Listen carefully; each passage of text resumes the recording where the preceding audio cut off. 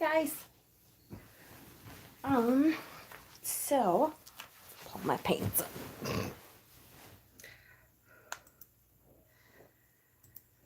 I just need to get this up. Oh, good, it's muted.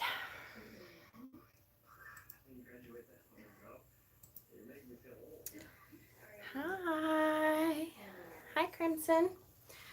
So, I figured I'd just kind of press play. I'm in the middle. I just pulled out a lot of my kids' books that are pagan. And hi, Alma. So I figured I would let you in on the kids' books that I have, and you could help me figure out how to sort them. I was thinking about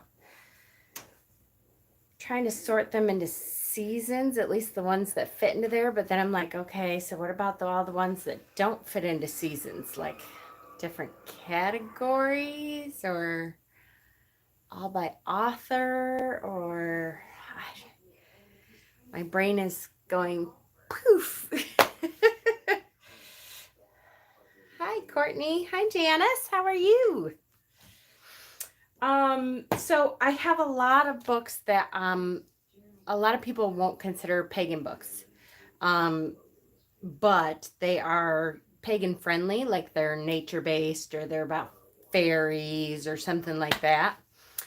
So I figured we'd kind of look through and try to create, I don't know, different piles. Because I do have a whole lot. Hi, Sherry. Hi, Lori. Hi, Susie. So I figured I'd just let you in on it as long as we're, hanging out. I haven't been on in a little while, huh? I can't remember. But so this one is called Jabberwocky, and it is based on the character from the author is Lewis Carroll, and it takes the story of the Jabberwocky from the author of Alice in Wonderland.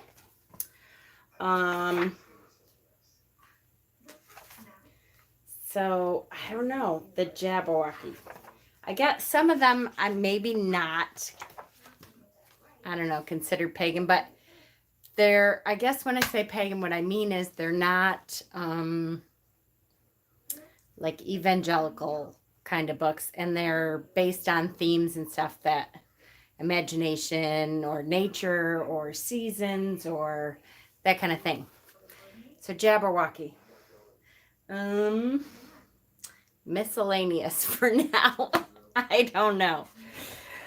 Not easy. Hi, Trisha. By authors, the easiest for sorting, but almost always fit more than one category. I know.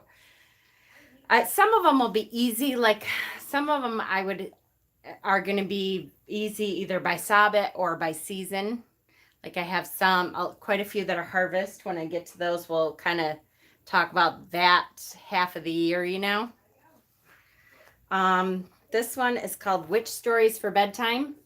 And now, although witch stories can be for any time of the year, especially when you're a witch, this one is I'll probably put it in like the harvest kind of season.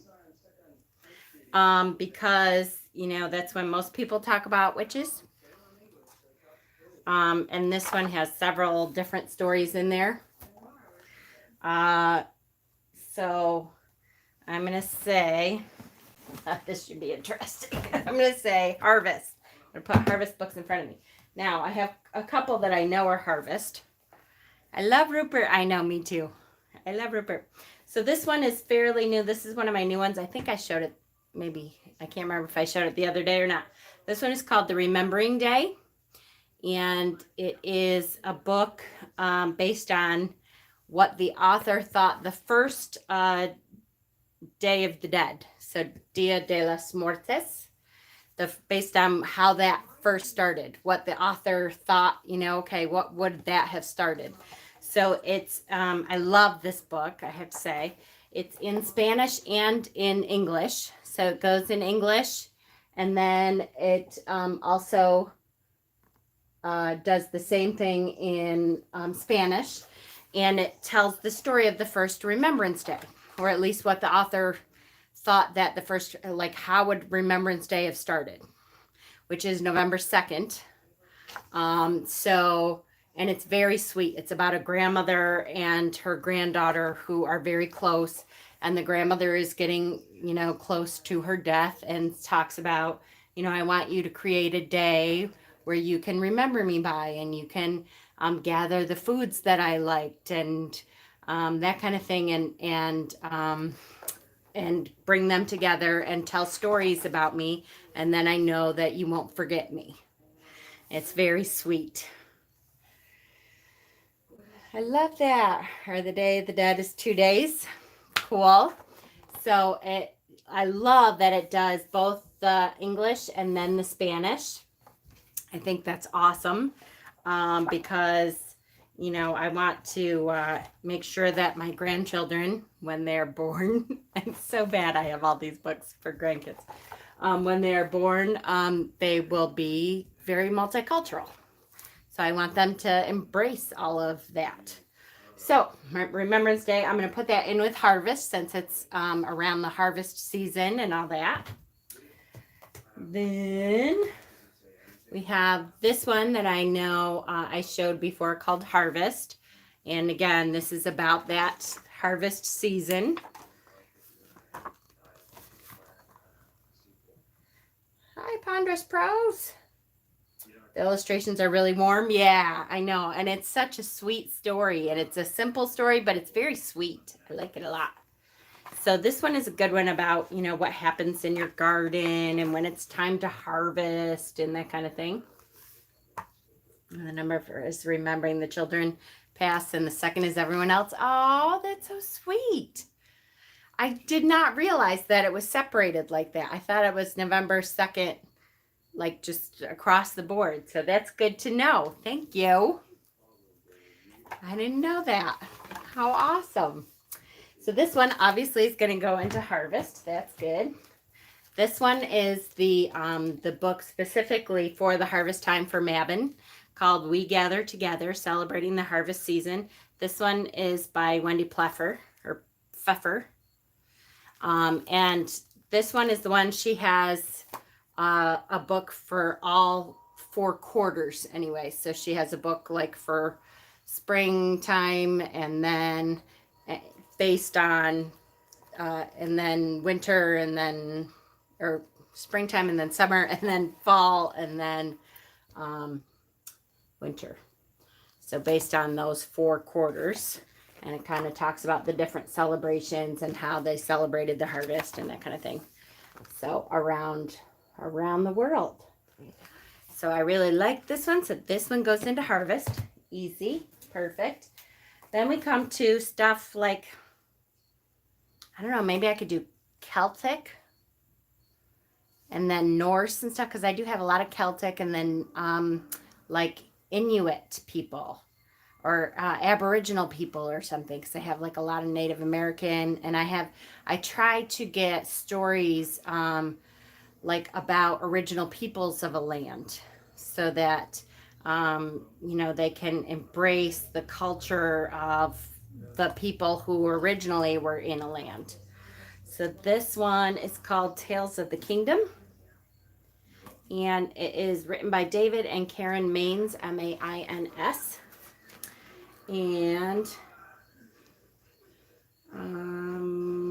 this is, I swear this is, I think, a Celtic book, I think. Hold on. The Orphan Keeper's Assistant, to the King, The Enchanted City.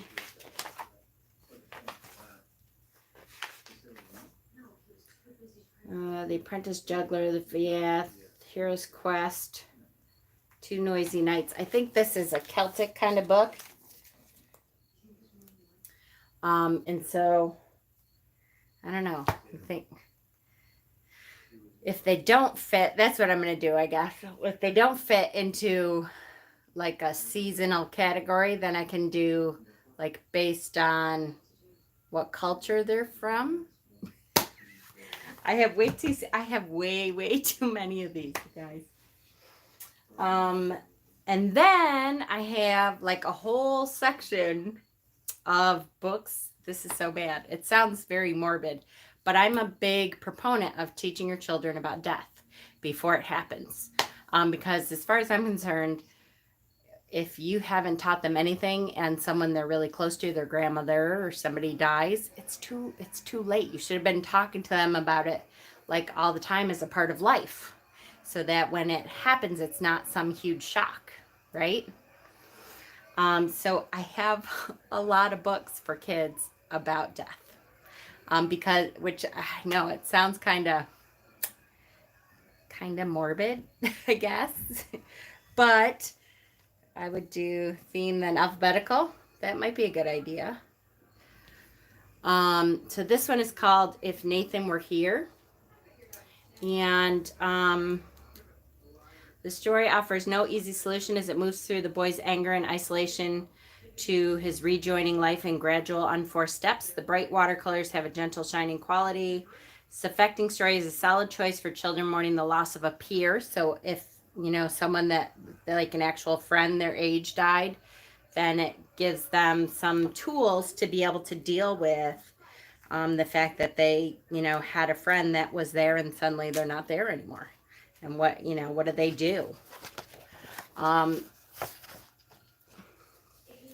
So maybe a grief and death and dying section. I know that sounds so morbid to have a death and dying section in my grandkids' shelf. Hi, Joseph. Exactly. I think that it's really important to do that. I'll tell you why.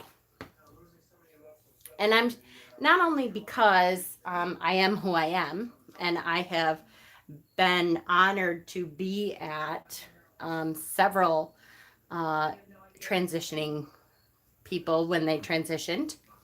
But I think also when I was a young teenager, I think I was 13, maybe 14, but I think I was 13. I might have been 14 though. Literally on the same day, one of my very good friends died, got hit by a train and died. And on the same day, like, we found out that happened, and I had my parents record the news, so because we had heard it at school, like that this happened during the day. So I had my parents record the news back when it was VHS. That's a tape for those young people. And when I was watching the news story, so the next morning I put the tape in so I could see what had happened or what they thought had happened, because of course there was all kinds of rumors and stuff like that. So when I was watching what they thought had happened, another girl that I knew very well, who was in the, when I grew up, my grandparents had a cottage. And we spent the entire summer at the cottage on Lake Ontario. And so the family who owned the cottage next door to us forever, their names were LeBerth, and they had 12 children. And they had this huge cottage, and they had like 2 big rooms upstairs. I'm going on and on. I'm sorry, I'm scrolling out a little bit. I'll try to be as succinct as I can. But they had 2 big rooms upstairs, one for the boys and one for the girls, where they had bunk beds, and they had rows of bunk beds. And it always reminded me of like an orphanage or a school or something. We used to play all the time with all the LeBerth kids. But the girl who was a year older than me, like they had every year kind of, but the one who was a year older than me, she had died in a fire the night before. And so I found like 2 people that I knew on the same day I found out had died. And like I had never dealt with death. So I was pretty devastated. I kind of thought, what the hell is going on? And my mother, you all know, if you know me, you know my mother and I have never seen eye to eye on a whole lot of things. But my mother, her way of dealing with it was to tell me that I couldn't go to the funeral. And I must have been 14. My way of dealing with it was to tell her to fuck off, and I went anyways. And then afterwards, I sat down with her and said to her, I'm really glad I went. I needed to see her to like it didn't really connect that she wasn't there, you know. As a kid, it's sometimes it's very hard to see or to not see and to still believe that they're not there anymore.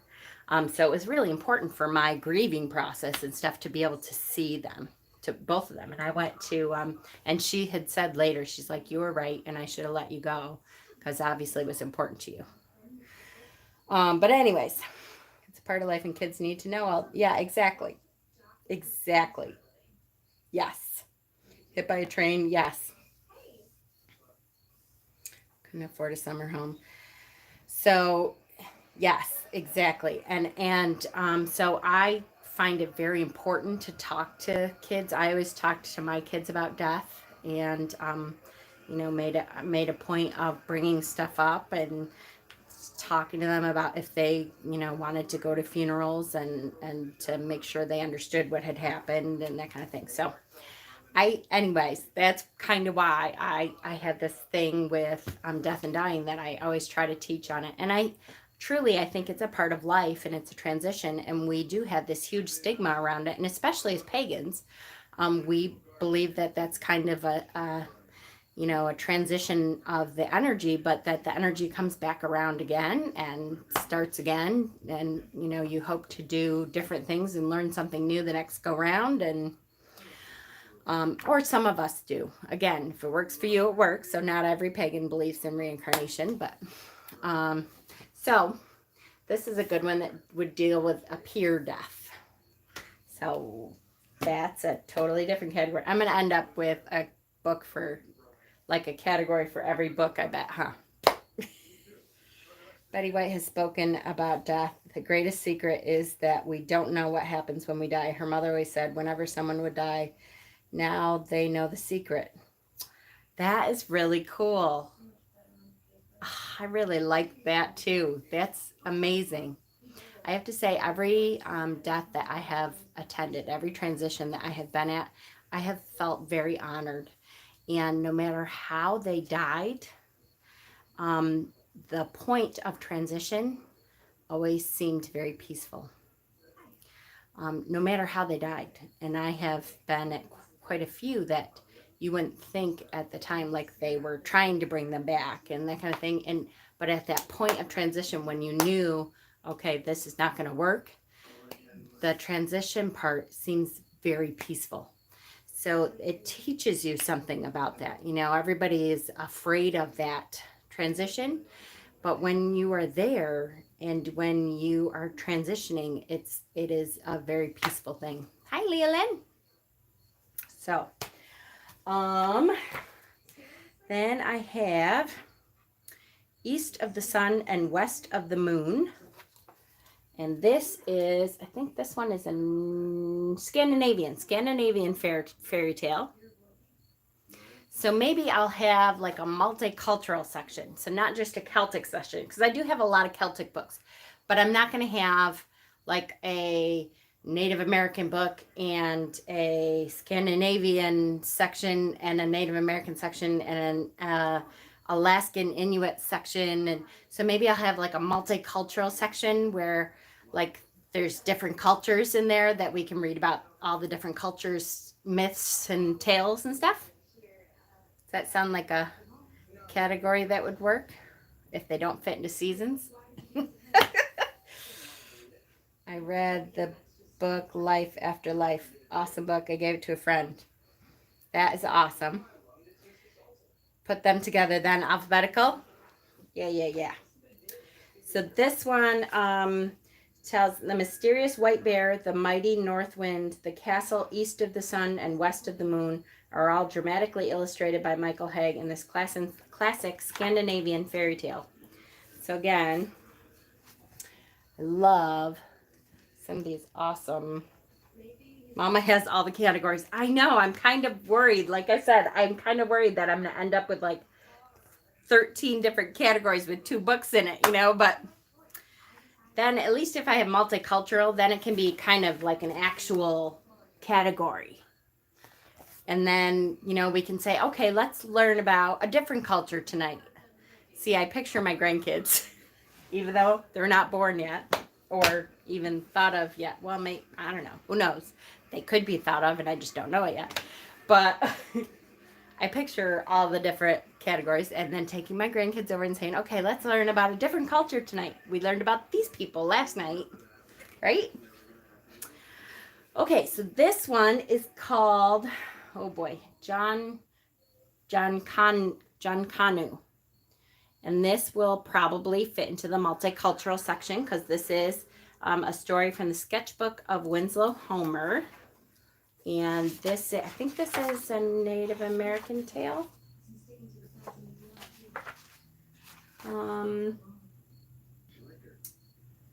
Winslow Homer was a northerner and Yankee from New York City, yet he understood the problems of racism in the South.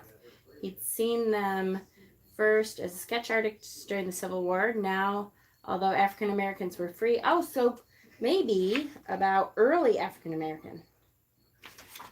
That would be awesome. Let me see. Say at my mama's hotel, so hot, 1876. And he drew the girls working cotton. Aha! It's okay. I picture our kid who is out there waiting for us, and now I'm getting teary. Aw, see? Yes, my grand helped me put the intention into a spray to help her sleep. Aw, that's so sweet. Room spray. Why do pterodactyls have duplicate suits? Eric, what do you mean duplicate suits? You mean, I don't know what you mean. There's 4 suits in a pterodactyl. In most pterodactyls, there's sometimes some people can put another suit in. But so this is I would say multicultural also, because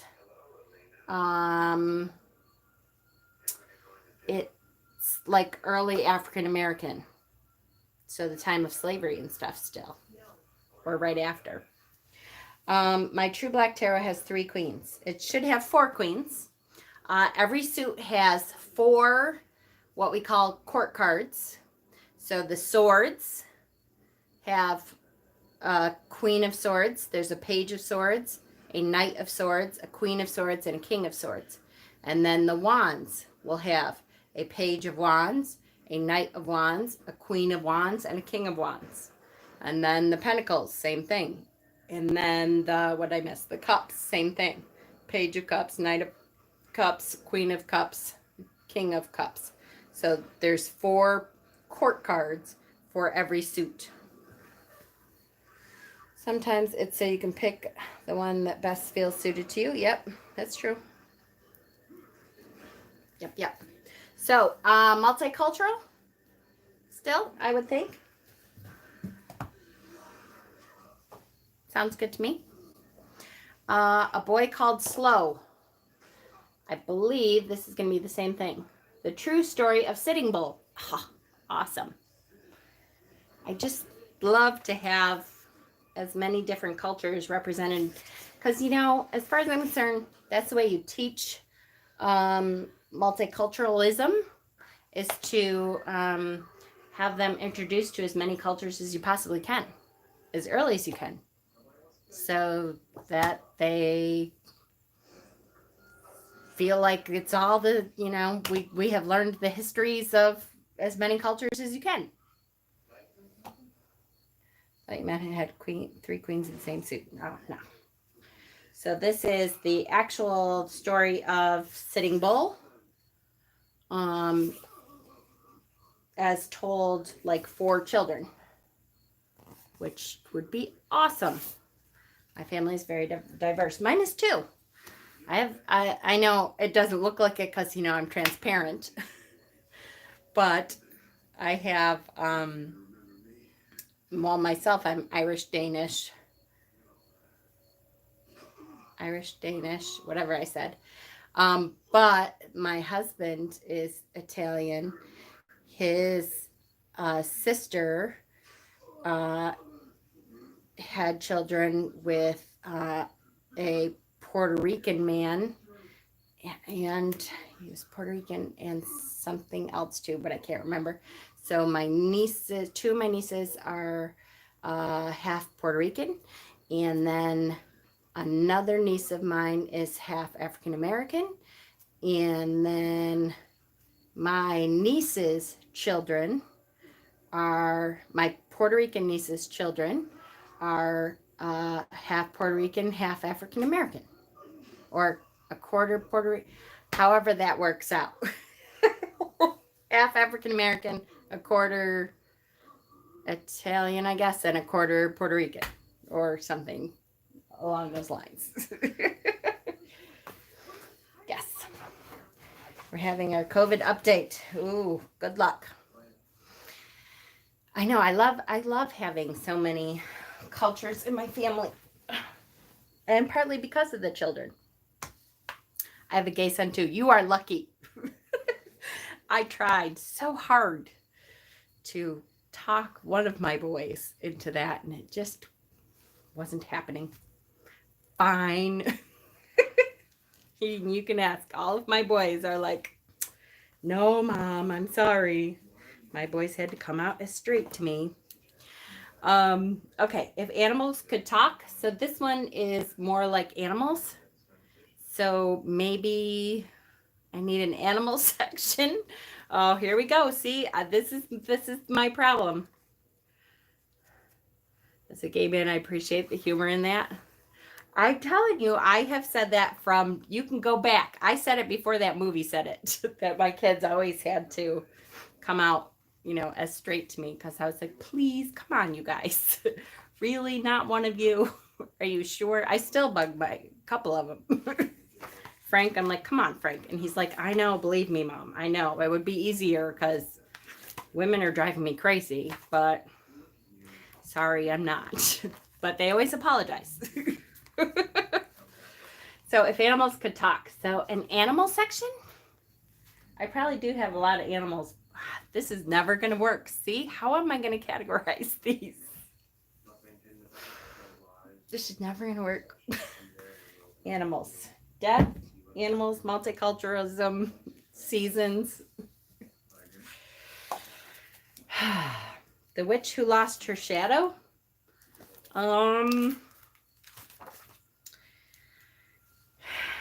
This is going to be just general. I think I'm going to put this one in general. And just alphabetize based on author. I need your help. All right, I got to turn the fan on, guys. I'm dying.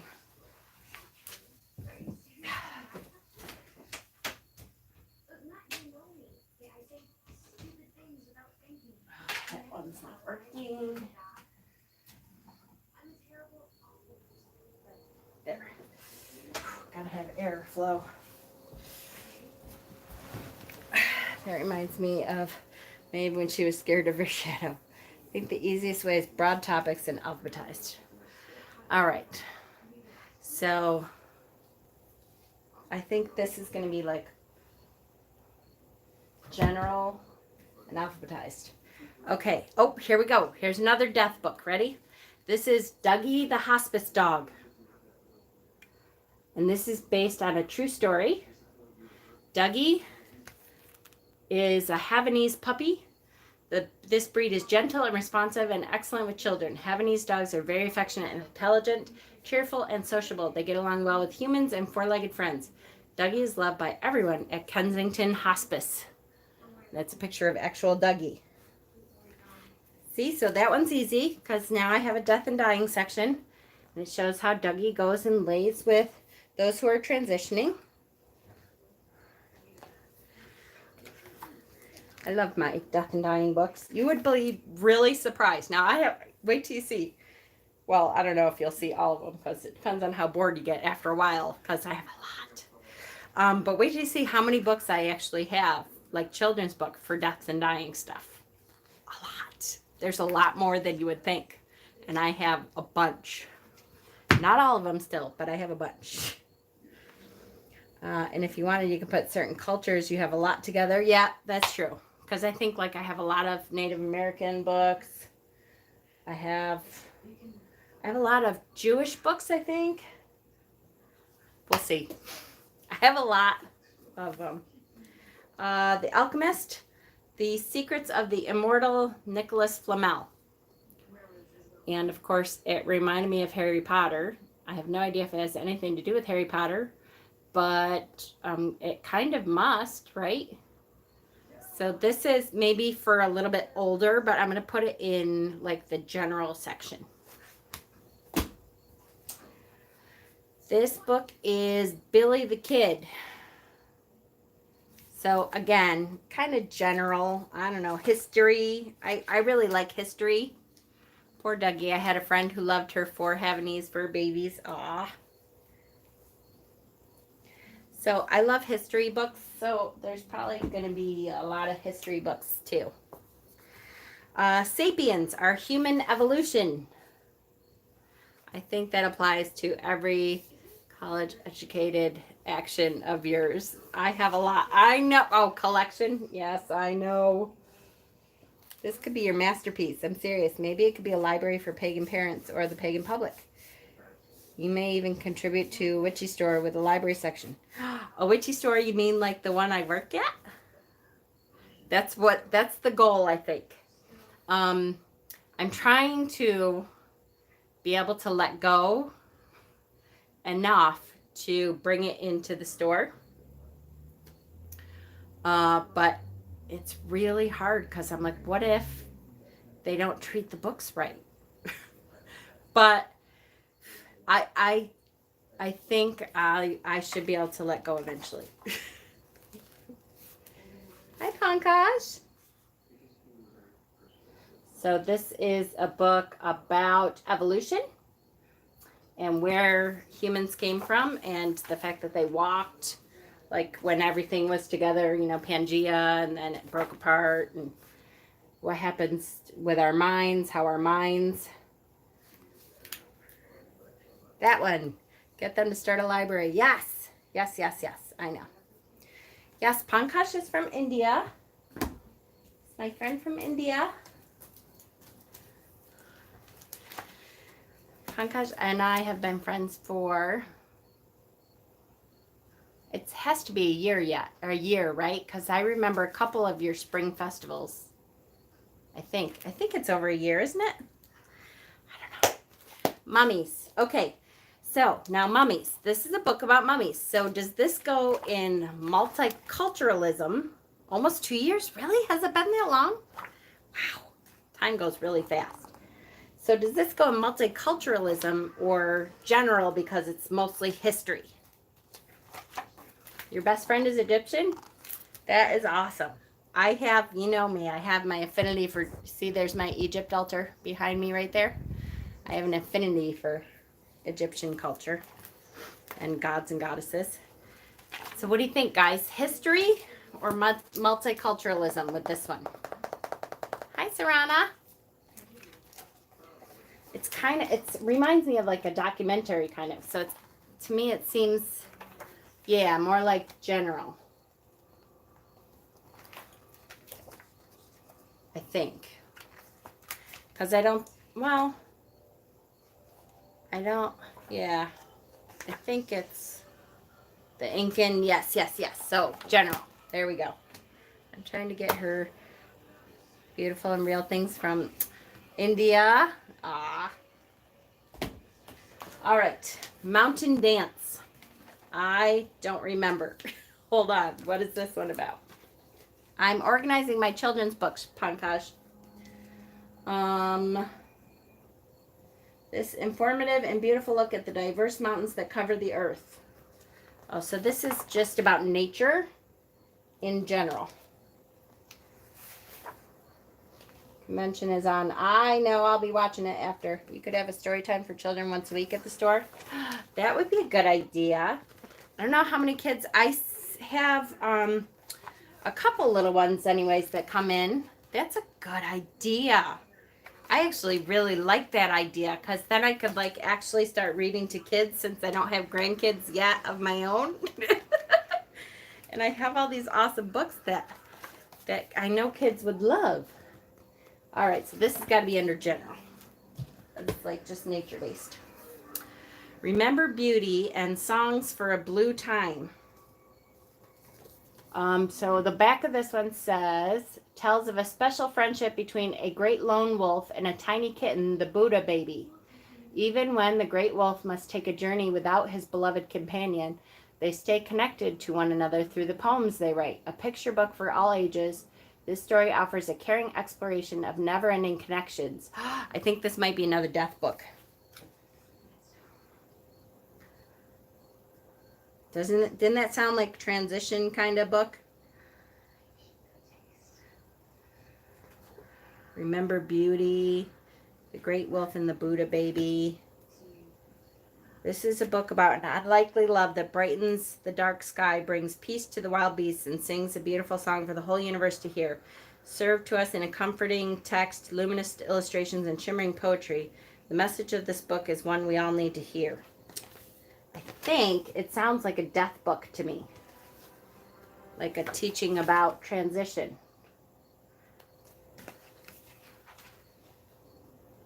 Remember how one day, many years from now, you will stand at the place where the stone becomes the river and the river becomes your song. Aww. See, now here's the problem with having a day to read for kids. I so want to do this. You have me totally wanting to do this.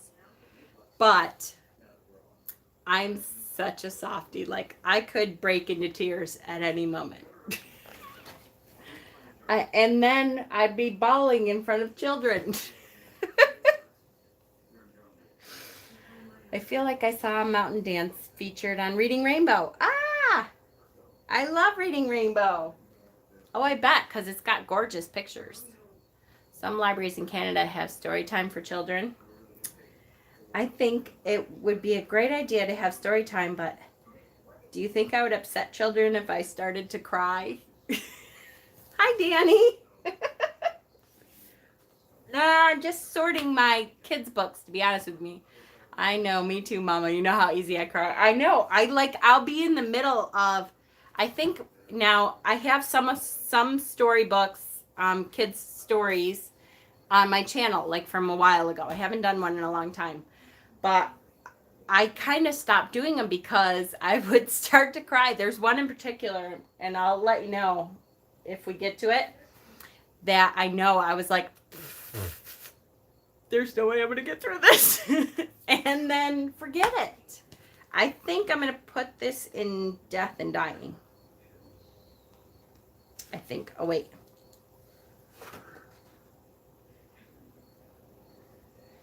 The story of eternal friendship of the great lone wolf and the Buddha baby is also told in Remember Rain and Songs of Wonder for the Night Sea Journey.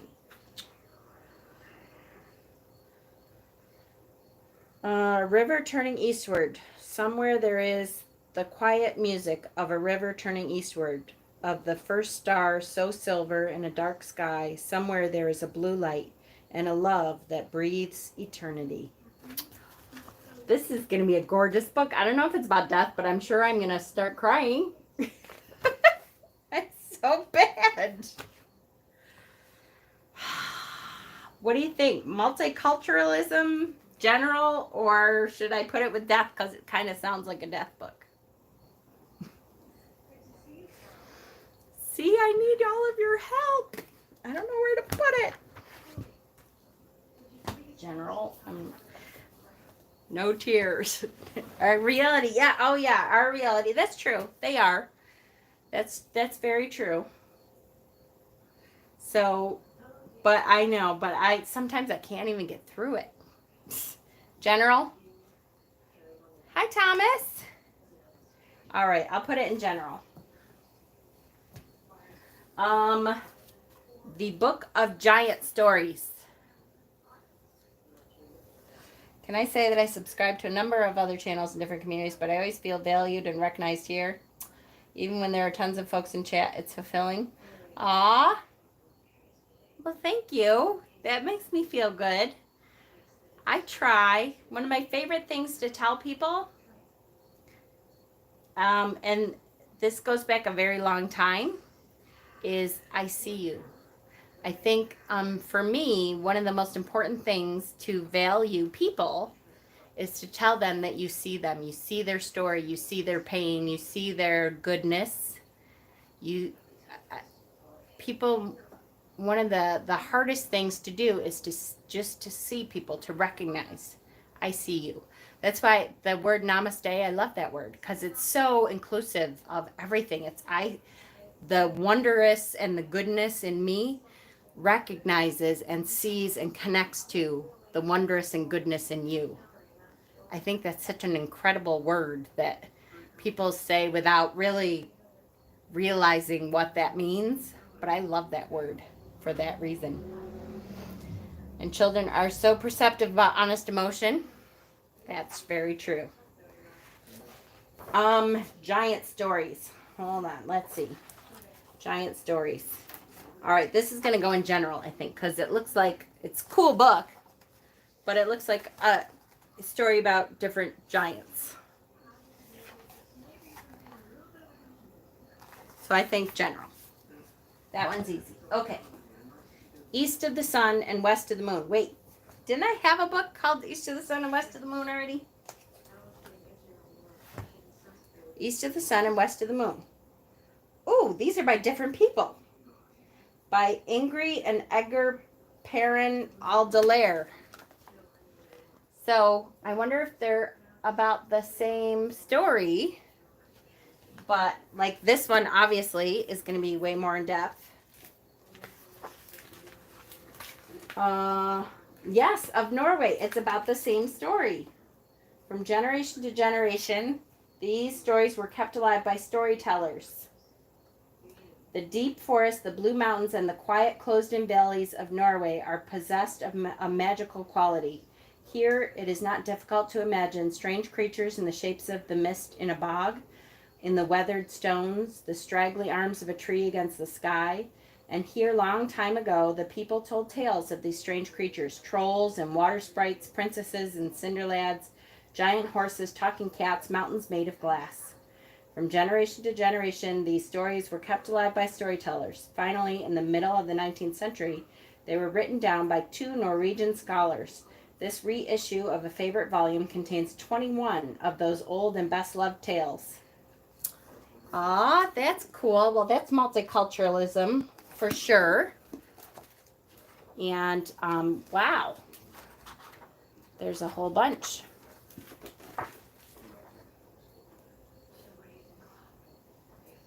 The Maid and the Glass Mountain. That's cool. All right, so multiculturalism. The Education of Little Tree. This one I know is about Native American. At least I believe so. This says, a Cherokee boy of the 1930s remembered in generous, loving detail an unbelievably rich young life. A felicitous remembrance, I can't speak today, sorry guys, of a unique education. Huh. So, multiculturalism? Sound good? And I try to get, you can see like some books, I have chapter books for when they get older, so older kids have something to read too. And then some are like picture books, and some of them are quite literally very few words, but lots of pictures.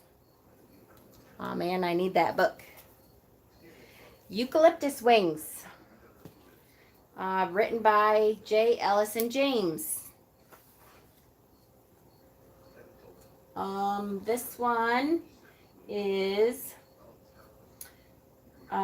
thanks to Rick at the Denver Museum of Natural History for his generous assistance with finding a moth that pupates on eucalyptus, and thanks to the Vermont blizzard that brought Demi and Allison James together. Aw. So this is, hold on. This is about, it says, to living Buddha Lian Seng, who has flown beyond. The wind blew off the Tarahana mountain. So it's about a moth who pupates on eucalyptus. Ooh, and then look, they go high in the sky. What was the author of the big one? It is, here, I'll show you it. Hold on. Hopefully you can see it. And you can pause it right there. Ingrid, Ingri, and Edgar Parin, P-A-R-I-N-D apostrophe A-U-L-A-I-R-E. Maybe a video series of you reading children's books like you did with the Rupert books. There must be lots of parents and 7,000 subs. I know, I was thinking that.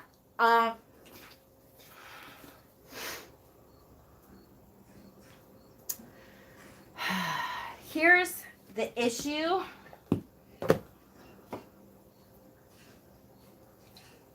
And it seems like a silly issue, I know. YouTube has made it very hard to do videos for children because you're held very responsible for whatever content you put there. Now, as long as I made sure, that's why I stopped doing the Rupert series and stuff, because they're so weird all of a sudden.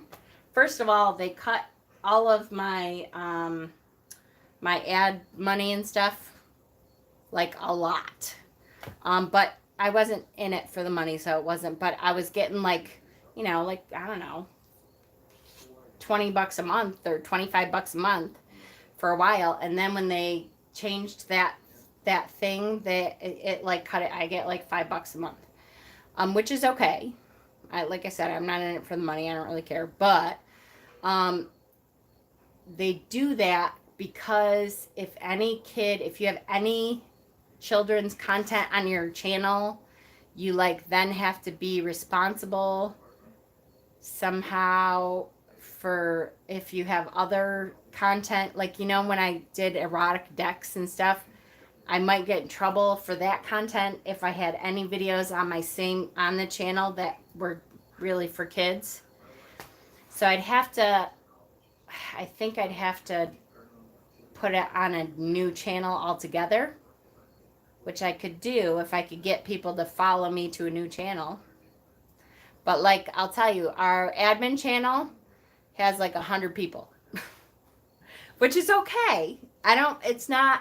For me, it's not really about the numbers, except sometimes I'm I don't know if I can get people to realize that would be on a different channel. You know what I'm talking about? I know it's it's no coincidence that these book selections are telling impactful stories, but also feature moving illustrations. They really are. Yeah, they are. They are so gorgeous. Truly, they are gorgeous. I'm wondering if this is about death again in an indirect way.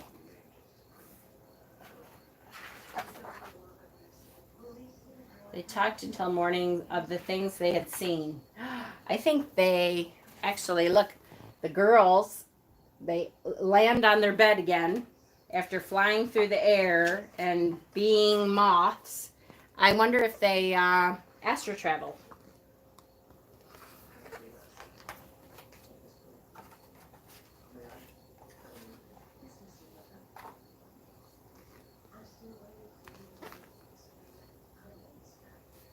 So I'm going to put this in general, I think. You think? Maybe. I'm so lost. Okay, I didn't realize that. I know. I love having my children's stories. You know what maybe what I would do is not mark them as being for children. Oh no, because then I think you really get in trouble. Shit. No, that's when I get in big trouble. And that's the big thing, I guess. If you're not saying that it's children's content and then you do children's content, you could get in trouble. But I kept saying, like, what if I just wanted to read children's books to adult pagans? Adult pagans like children's books, like pagan children's books. But I don't know. I have to look at the rules of it. It's complicated and annoying. Unfortunately, YouTube made it kind of annoyingly complicated. So I have a Harry Potter film wizardry, the creative team behind the movies. Because, you know, I expect my grandkids to love Harry Potter. So it's kind of a behind the scenes book. So that's definitely a general. Now, this one will go in seasons. I think I'm going to have one section that is for all the Sabbats. It's a book about seasons. And then in there I'll find the winter books and the harvest books and that kind of stuff. Do a separate channel, but do an intro video on this channel with links to... Thomas, you're brilliant. That's a good idea. I love it. You're brilliant, Thomas. Thank you. Anyway, so this one is a book about all of the seasons. And it has a section in it. This is called The Ring of Earth. And this is by Jane Yolen. I will tell you that Jane Yolen is one of my favorite children's books authors. They're not strictly pagan, but they're very nature-based books, most of hers. And it's a child's book of seasons. I keep putting my glasses on my head when I need to read. That's so silly. This ring of earth, this world, this sphere, enclosed within the circled year. So it talks about each season. So winter song of the weasel. And it talks about the winter song and what happens in winter. So you have a big raven and the weasel. And so it starts with winter.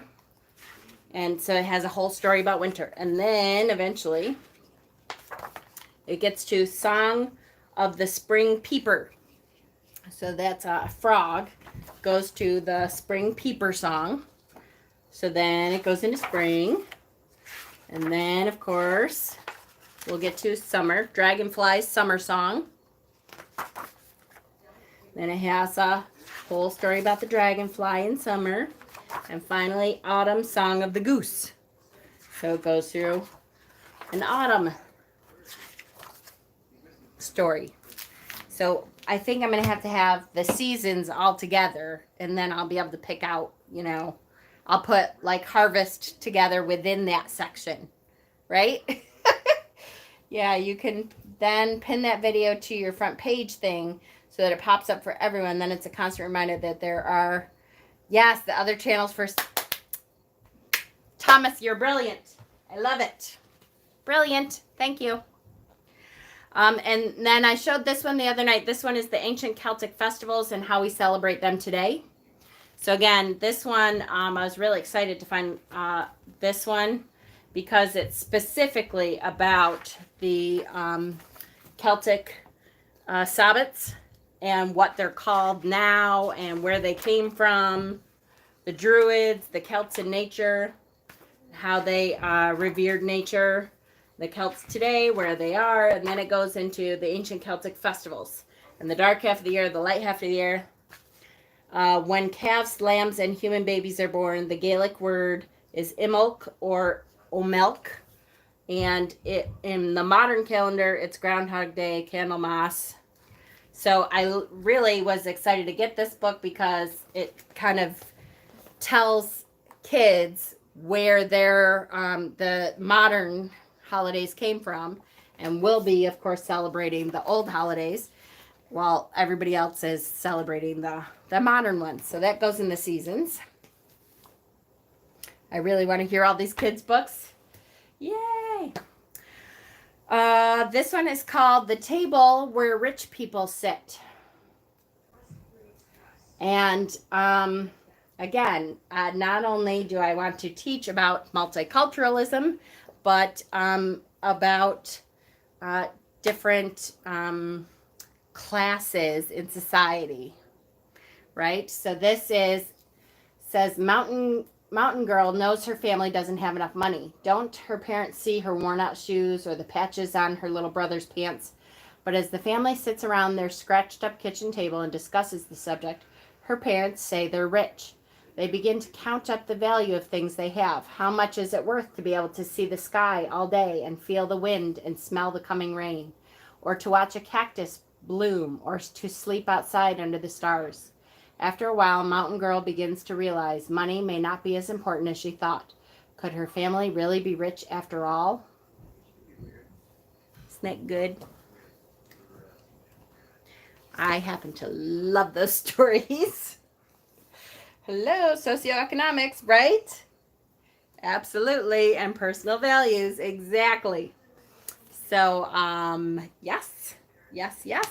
So this is going to be general. But, see, don't you feel like that needs its own section, socioeconomic? But I won't put it in its own section. I'll try really hard not to do that. Tree of Dreams, 10 Tales from the Garden of Night. Let's see. There is a tree of dreams. Its roots reach deep into the dark, fertile soils of night. We are all entwined among its multitude of branches, for dreaming reaches across time to the very beginning of humanity. In this masterful collection, Newbery Honor author Lawrence Yep ascends the Tree of Dreams, taking young readers on a journey through its branches to offer a new perspective on dreams and dreaming. A man befriends a magical badger, which returns in true shape to help him in a dream. A boy dreams of wealth and marriage to a princess and wins them both through his cleverness. When a boy accidentally kills his father's fighting cricket, he dreams that his soul has entered its body. A judge sets a poetic prize for a dream feast. Payment must be made in shadows. From Brazil to China, from India to Japan, each perch on the Tree of Dreams offers us a glimpse not only of a different patch of the universe, but of one another as well. Okay, that's totally multiculturalism. Love it. So excited. Heck yeah. That sounds like a really good multicultural. Yay, badgers, right? Yay! Anything that has badgers in it, right? Woohoo! So there's, okay, that one's going in multicultural for sure. The Ghost Dance. In the late 19th century, I'm going to totally kill these words, sorry. The Paiute prophets Tavibo and Wovoka had a vision of a dance that would restore the beautiful land of their ancestors, land that had been taken by the white settlers. Native Americans from many nations came together to dance for their shared dream. Tragically, the intentions of the ghost dance were misunderstood and ended with the massacre at Wounded Knee. Okay, I'm going to cry through this one, I can tell. But the vision and the dream still speak to us through this brilliant collaboration of words and images that tell the ghost dance story, a story that has not yet ended. Totally going to cry in this one. And multiculturalism, yay. Yep, that would make me cry. Yeah, no kidding. I'm like tearing up just thinking about how sad the story must be. Oh, look at the illustrations. And buffalo were many. When white men came, a shadow fell. Yet with them came swift horses, came guns more true than arrows. Such things were surely good, and buffalo were many. Oh my gosh,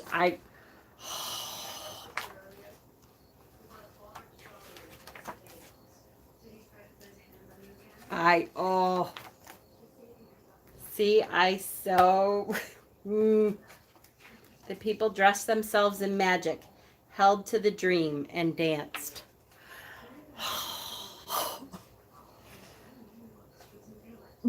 Come on. That's awesome, but yep, totally.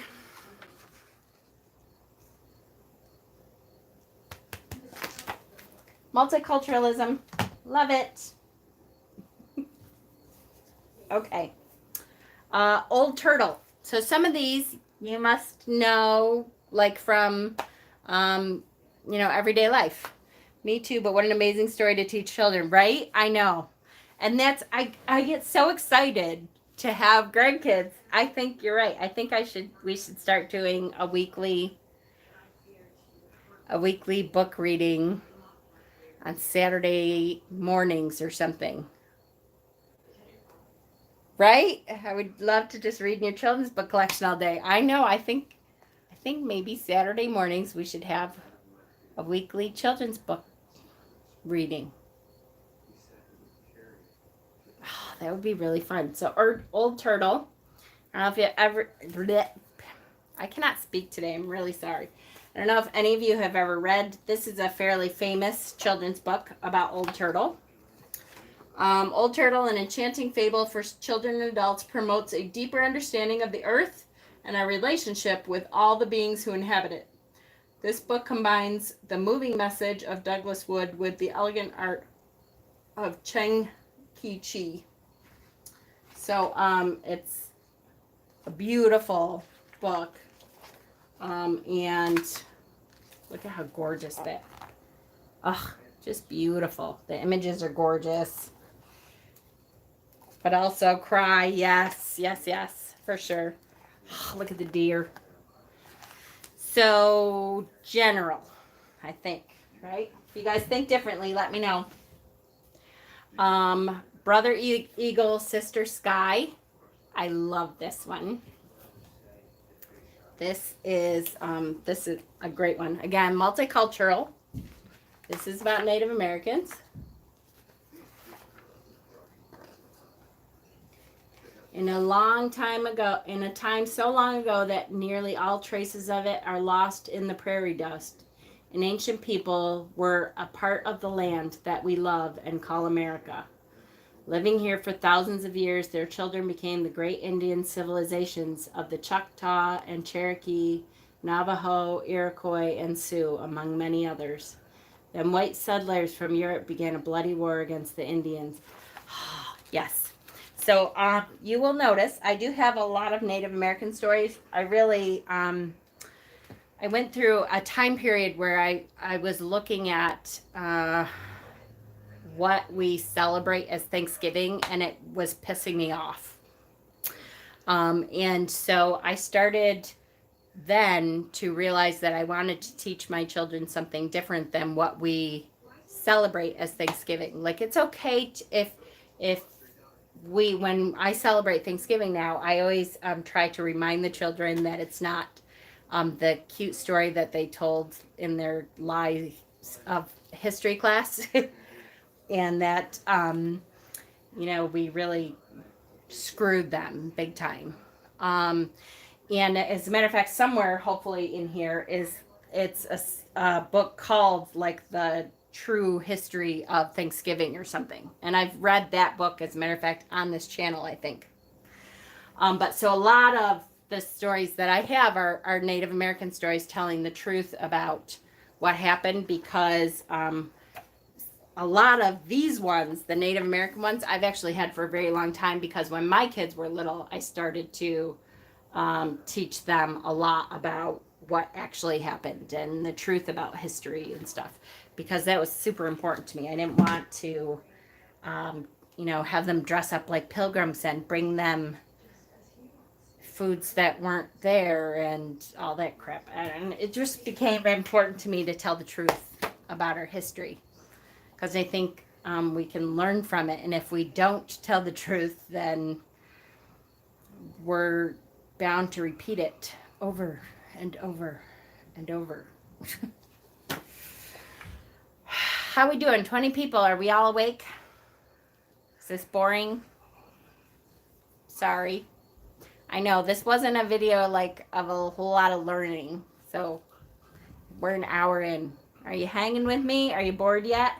I can do this on my own, but I figured you guys, some of you wanted to see some of my children's books. So I figured I'd come on. And maybe some children who do not come from pagan families might get a chance to hear some of the books. Exactly. That's exactly it. This one is Alice the Fairy. Now I'm listening while I clean my space and getting ready for shifting into fall. Yay! I know, I am too. I'm excited about shifting into fall. Please cool off. Alice the Fairy. I love this book. And it's kind of a goofy book that is not really pagan-y too much, but it's not anything else. And it's a cute book kind of about fairies, but it's really about this awesome evil little girl, and she's really mischievous, and I think she's, yeah, I shouldn't say evil, she's really mischievous, and I think she's hilarious and awesome. Who, you know, thinks she's a fairy. I'm illustrating perfect. So this is, I do highly recommend this. As a matter of fact, I may have read this one at some point on my channel too. It's called Alice the Fairy. It's by David Shannon. If you look, I have an actual playlist for children's books. And I can't remember how I said it, but story time. I called it story time, something story time. And that's, I put all of the books that I read, children's books that I read in there. This one is called Unspoken. It's a story from the Underground Railroad. And this is by Henry Cole.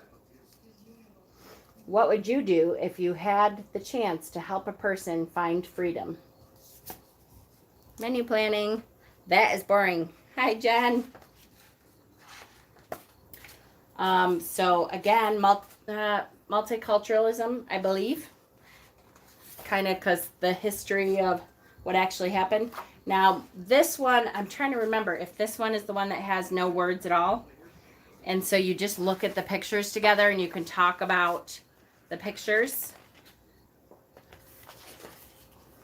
which are amazing. I don't know if you can see these very well, but these pictures are, the illustrations in this one are unbelievable. And so you just kind of talk about the illustrations and what is happening, and then you tell the story as you see it. So these people come, and she's feeding her chickens. You've read that one too?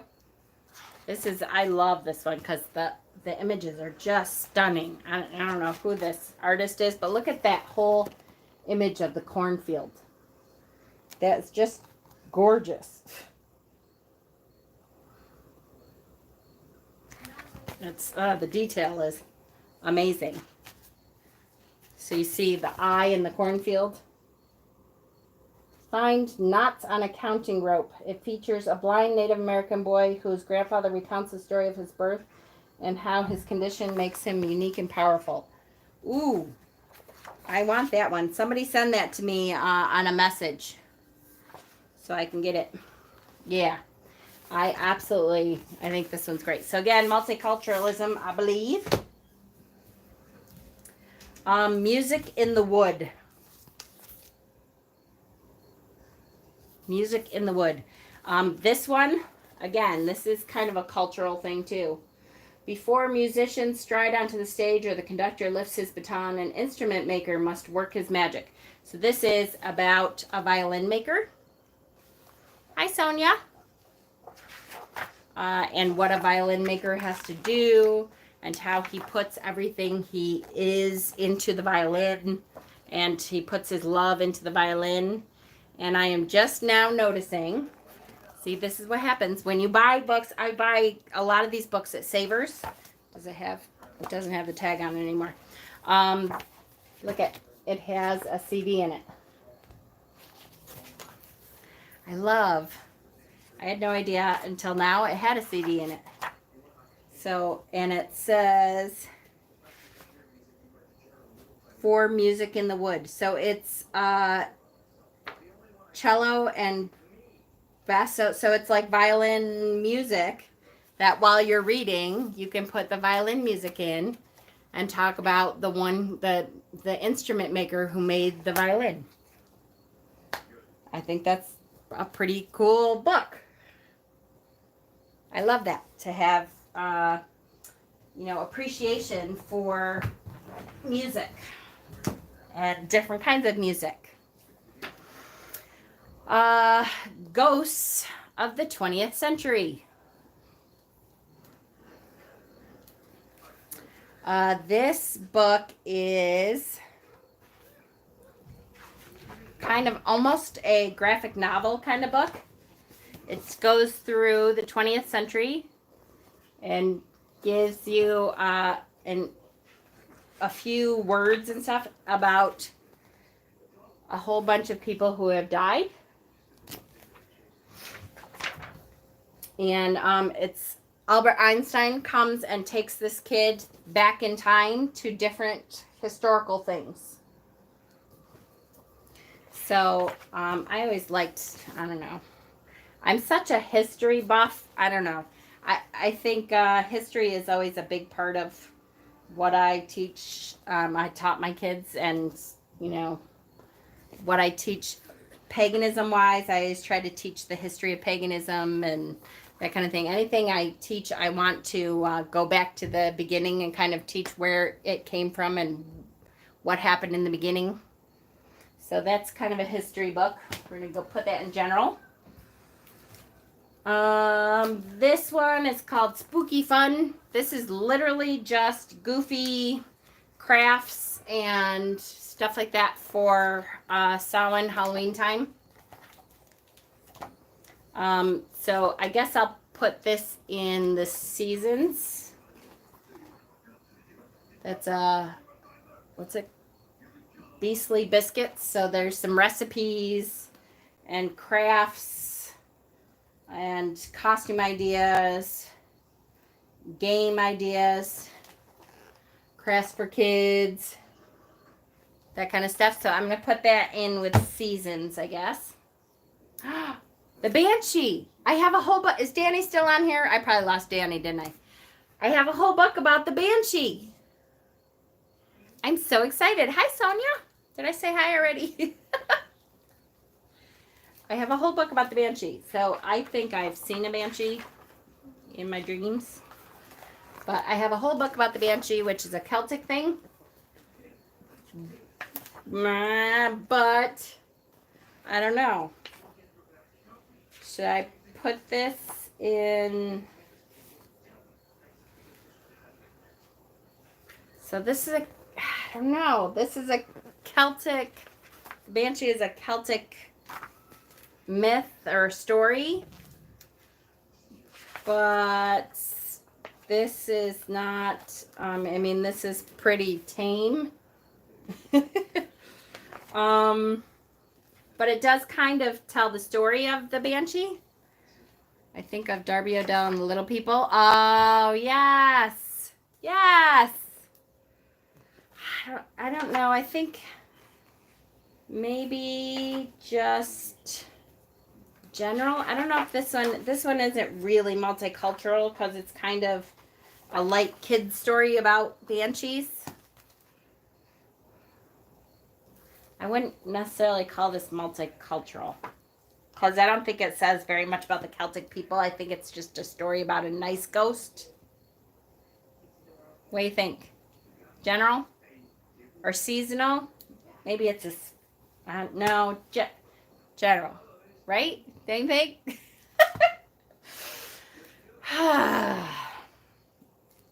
I think general. It doesn't strike me as very multicultural or anything. Seasonal, Halloweeny. Yeah, that's true. It could be Halloweeny. That's true. Okay.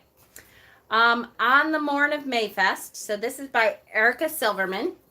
This is another one that she has. This Erica Silverman has a couple of books about Sabbats that I think in the early days. This was, now let me see what the date was here. 1998, which, you know, is quite a while ago now.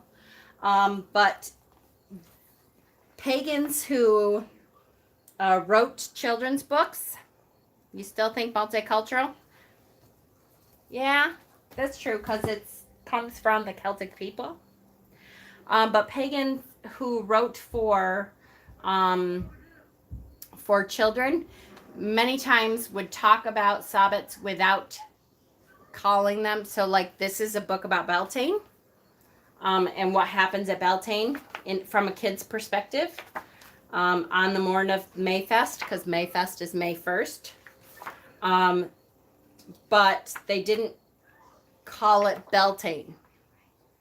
And they, didn't talk about the sex part of it, obviously, except that look at all the people in the streets and stuff. So it's like a book about Beltane, but they didn't talk about the paganistic part of Beltane. So this one's going to go in seasonal for sure because it's about Beltane. But she has a couple other books too. I don't know. I don't think she has like all the Sabbats, but I think there's. I'll have to look it up. She has, and I know she has a couple other ones that go around the seasonal holidays. How Snowshoe Hare Rescued the Sun, a tale from the Arctic. So this one, again, beautiful earthy illustrations, essentially a book about the recognition of the passing of a season. Exactly. This one, I think, is multicultural because this is about the Inuit people, I believe, up in the Arctic Circle. And I loved this book. I actually read this book, and I think I cried at this one either too also. I so cannot speak. How Snowshoe Hare Rescued the Sun, a tale from the Arctic, retold by Emery Bernhard. In a time long past, the demons who lived under the earth, and I love how they will say the demons,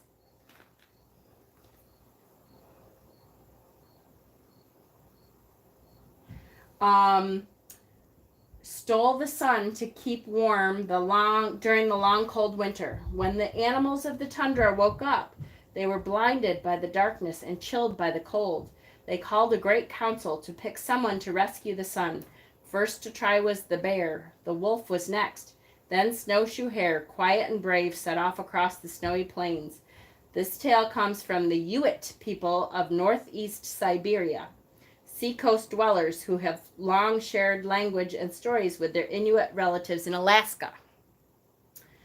Durga Bernhard's stunning illustrations were inspired by the traditional and contemporary art of native Arctic peoples of Siberia, Alaska, and Canada. So this one, I love this story. This is such a great, tale from native peoples. This is definitely multicultural. And the Snowshoe Hare ends up, of course, saving the sun from the demons. And I love that they still call them demons. Even in today where, you might get some blowback from some people for having demons in a book for children. But that's what they believed they were.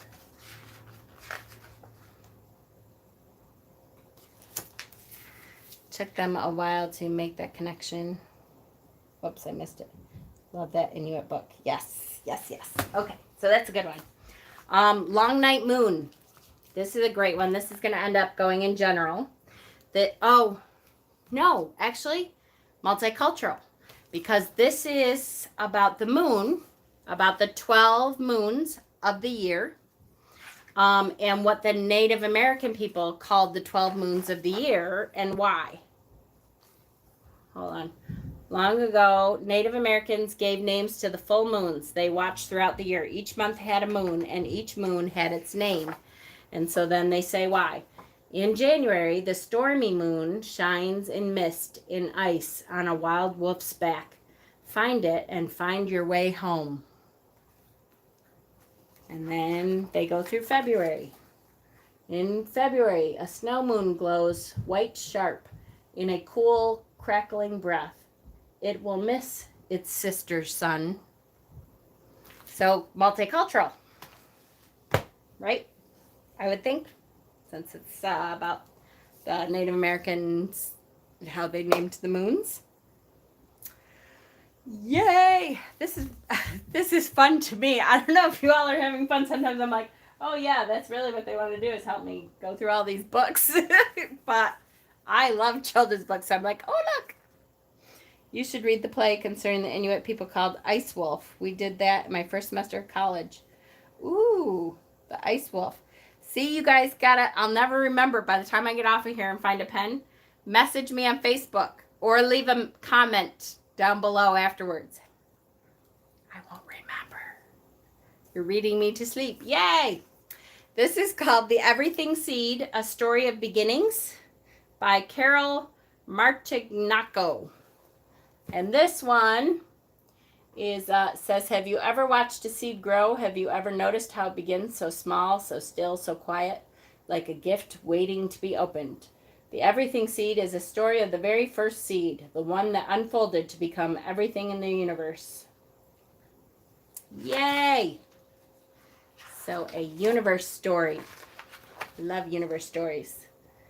How the seed wakes up, grows into something larger, grows into something more.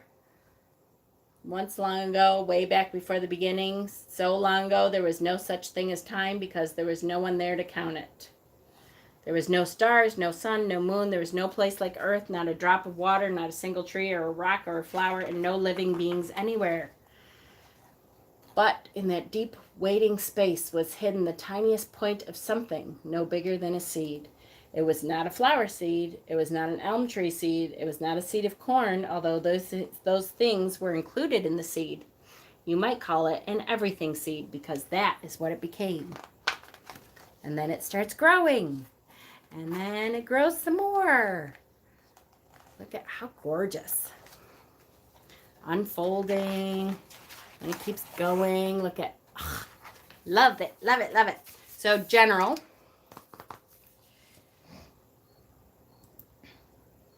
Except the font, yeah, pages are completely black. Hell yeah. So that's a good one. Here we have, Ellen Jackson wrote about winter solstice. And she also has a couple other books. This one is called Winter Solstice. But she has like, I think summer solstice and probably the equinoxes, I'm guessing. So this is a story about winter solstice. We'll put this in seasons. How they danced all night. The longest night of the year in Peru. What happens in Peru. Native Americans. Beautiful. Love it. Winter solstice. Are you guys bored yet? Should I break this up into several different? Because holy cow, here we are, an hour and 22 minutes. Oh my goodness. And I have so many more books. So many more.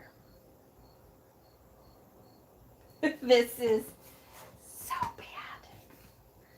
St. George and the Dragons. Oh my goodness. The Sorcerer's Apprentice, the real Sorcerer's Apprentice. Native American rock art.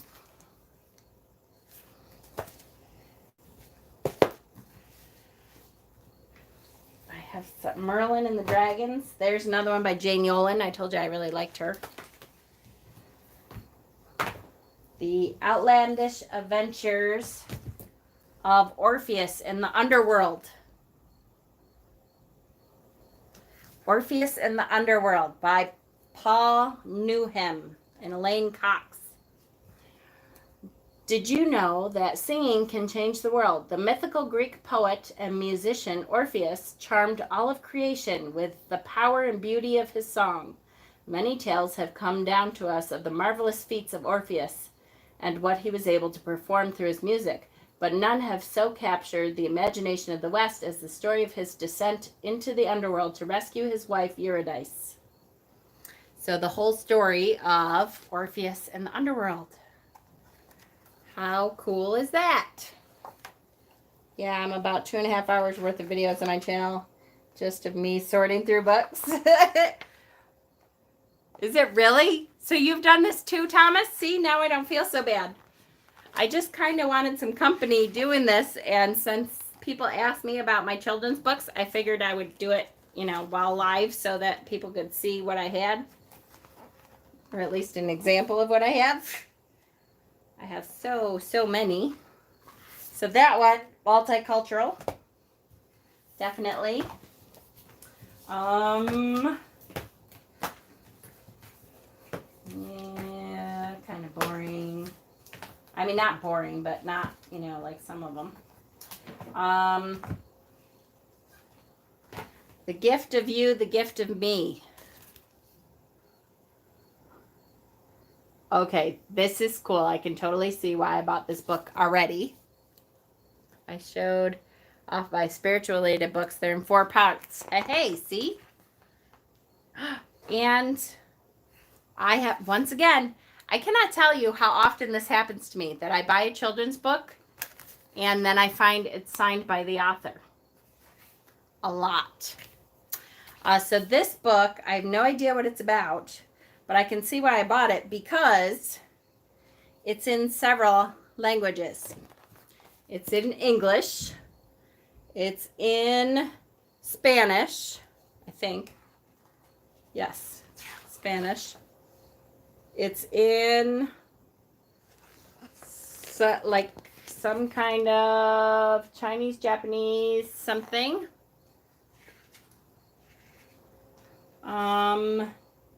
And then I believe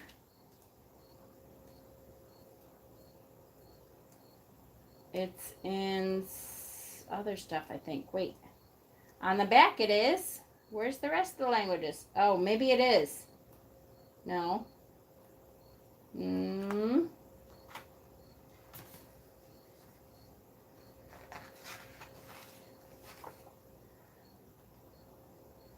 Nyla Webster wrote The Gift of You, the Gift of Me as a direct response to an incident of bullying at school.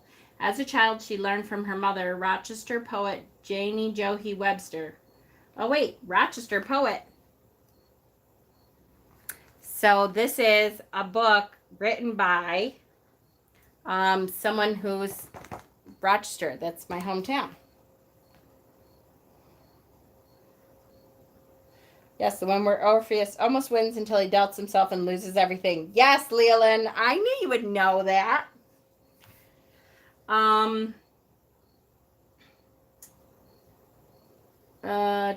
Janie Johi Webster, that through creative writing and envisioning, we can transform difficult situations into positive energy, from which rainbows will always flow. She wrote The Gift of You, the Gift of Me in one sitting on the Saturday before Mother's Day, surrounded by the beauty of spring. She listened to her inner muse and translated her vision of kindness and gratitude into this book. She frequently receives letters from school children who write that they love Jamalee's courage and his magical friendship with trees, and that in reading the book they are reminded that we are all gifts to one another and to ourselves. In knowing we are all gifts, bullying dissolves and becomes acceptance. That's cool.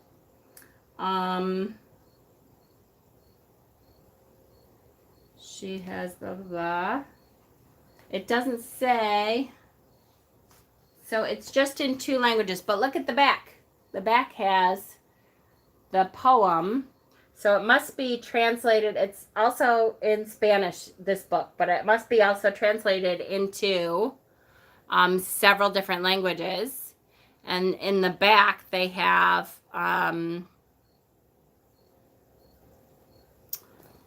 I have no idea what kind of, Middle Eastern language that is. But they must have translated it into several different languages. So that's cool. At least this one is in English and Spanish. Like I said, I want to teach my grandchildren to appreciate all. Oh, so I almost put this in multiculturalism just because it's in English and Spanish. But it's a book about bullying. So because it's in English and Spanish doesn't necessarily mean it's multicultural, right?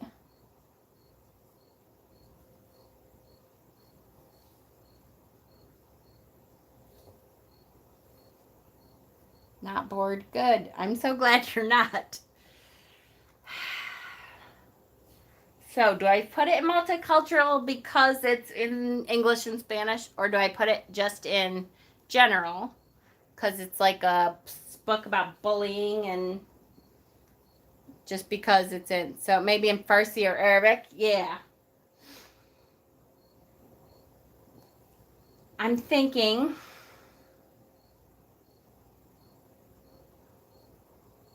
oh, it's after 10. I think general. I think general. I'm so clear on that, right?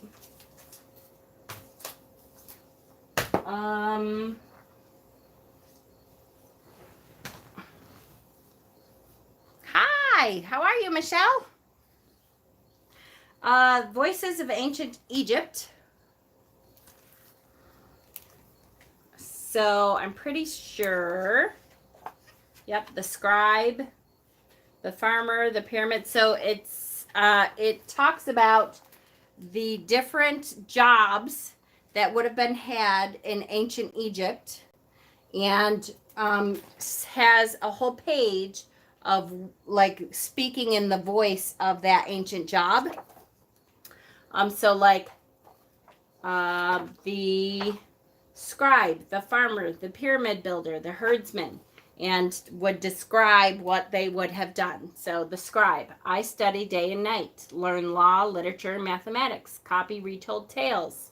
I am my father's dream, daring to be more than he. So I would think multicultural for this one, since we're learning about the washer of clothes,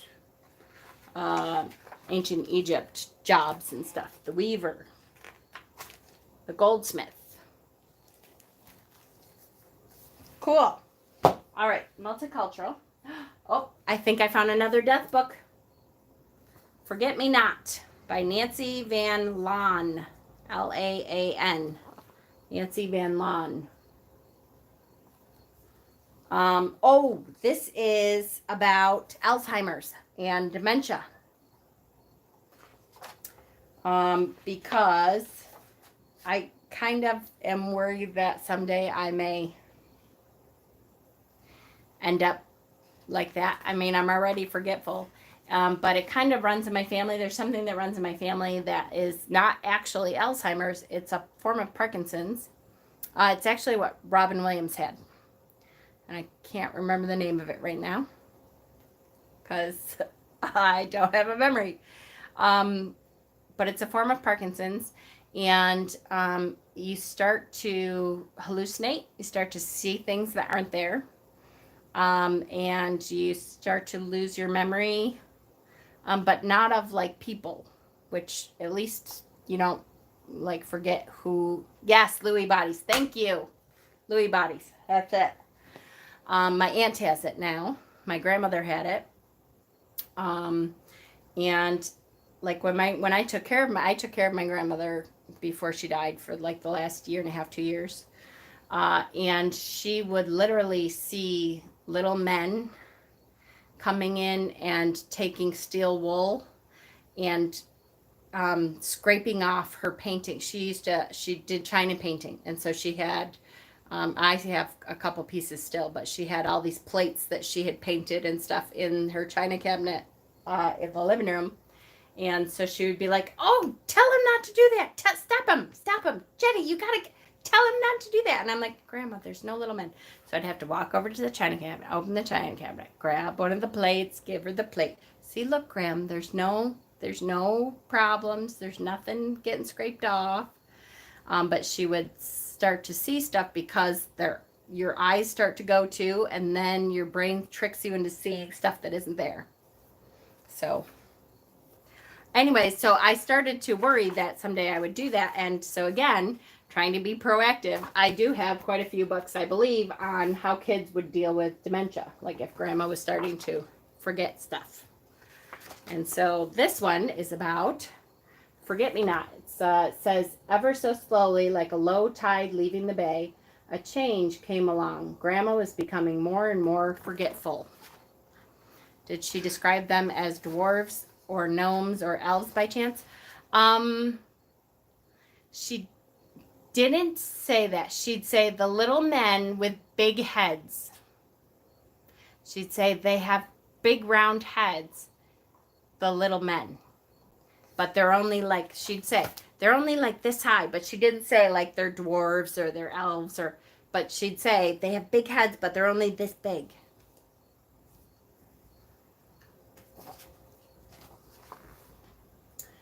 So then it goes through what happens when grandma starts forgetting.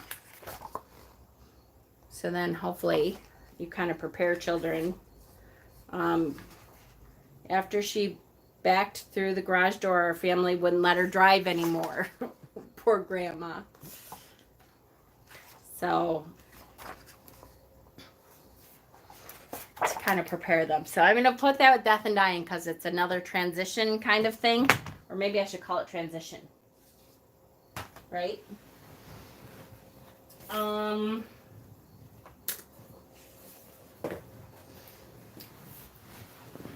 Then I have, all right, so this one is totally kind of a joke book, except I totally would read this to my kids.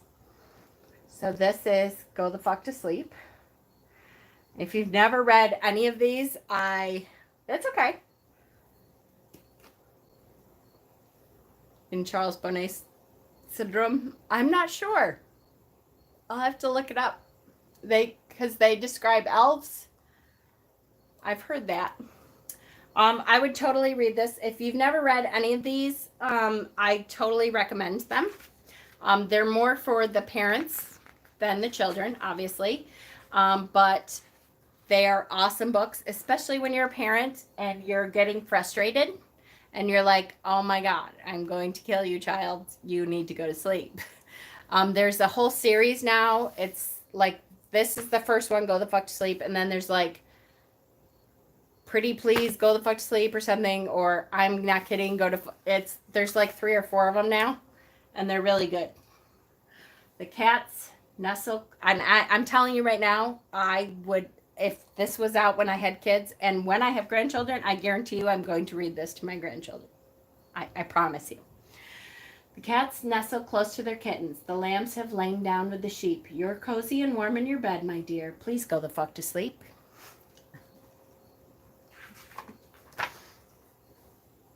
The windows are dark in the town, child. The whales huddle down in the deep. I'll read you one very last book if you swear you'll go the fuck to sleep.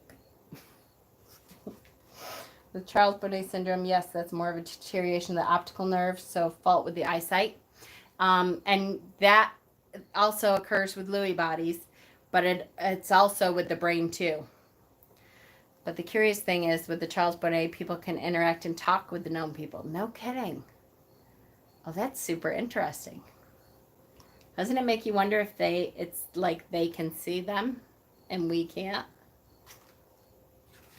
Yeah, I totally, if you're a parent of young children or a grandparent or of young children, highly recommend this book.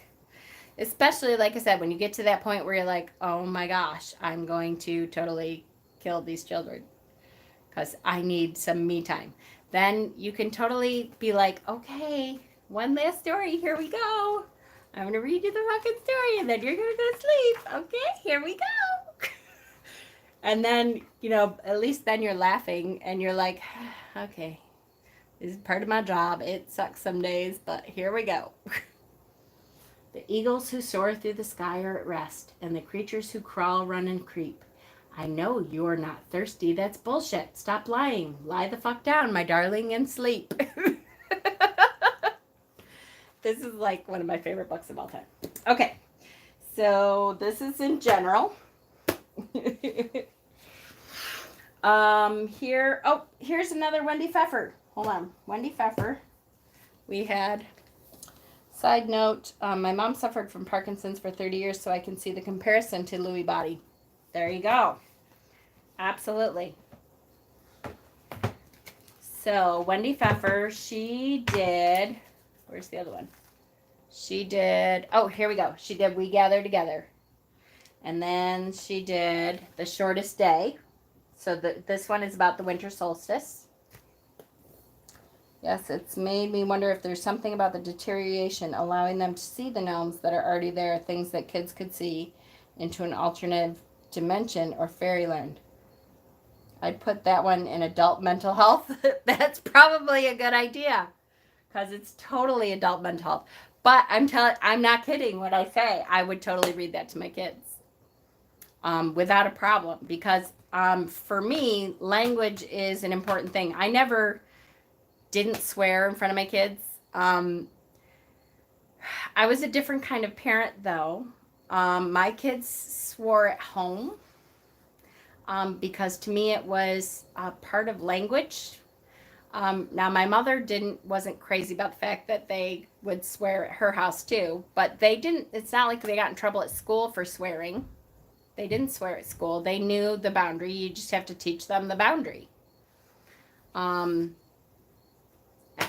I don't know. It's just a part of language for me. I don't understand why fuck is so much worse than oh gee willikers. You know, it means the same thing. So it's just a word. It's not. Now, having said that, there were words that truly would not be allowed to. Dana! Oh, honey, I love you. Hi. We were totally just talking about parents who needed a break. I miss you.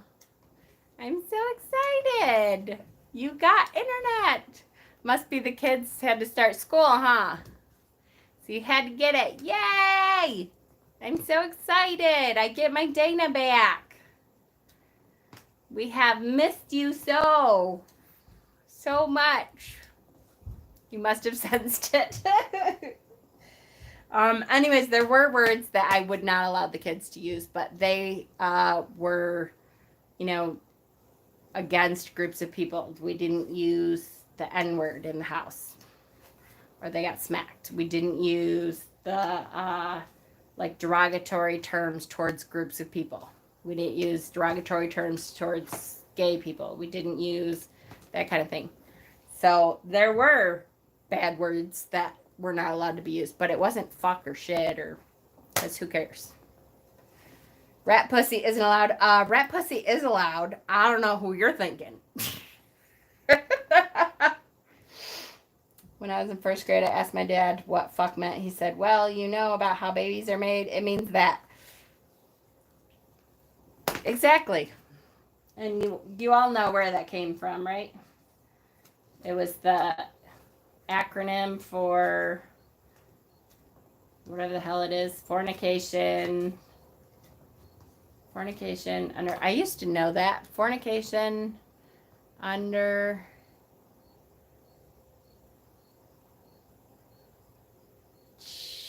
I can't remember anymore. But yeah, it was an acronym.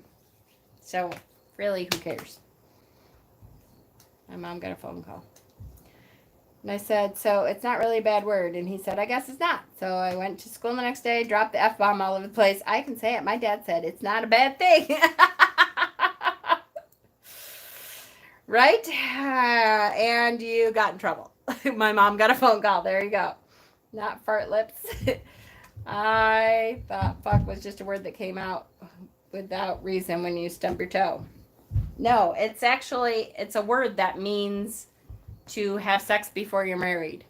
It's, what the heck is it? Fornication. I mean, it's an acronym for a phrase that meant having sex before marriage. None of you know it? Come on. Fornication. There's no way my brain is going to find it. It's an acronym. Oh no, I'm such a fugger. So the shortest day is from the same author who did We Gather Together. And so this one is about the winter solstice, about Yule. And I love, this one is specifically by a pagan author. And so kind of talks about how we celebrate the winter solstice as pagans. So this is a good one. Like all days, December 21st has 24 hours and why we celebrate. Over the years, people noticed that after short days, the days got gradually longer. Joyous people bathed in the sun's warm light. They celebrated their harvests. Astronomers, China, and then it goes through the history. Look at, I love this. Yay, they have a horned god, and Queen, and Mama has the best kids books. I try. So this is a good one. This is Wendy Pfeffer again. Pfeffer.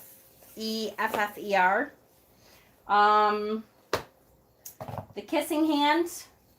This is a really good one.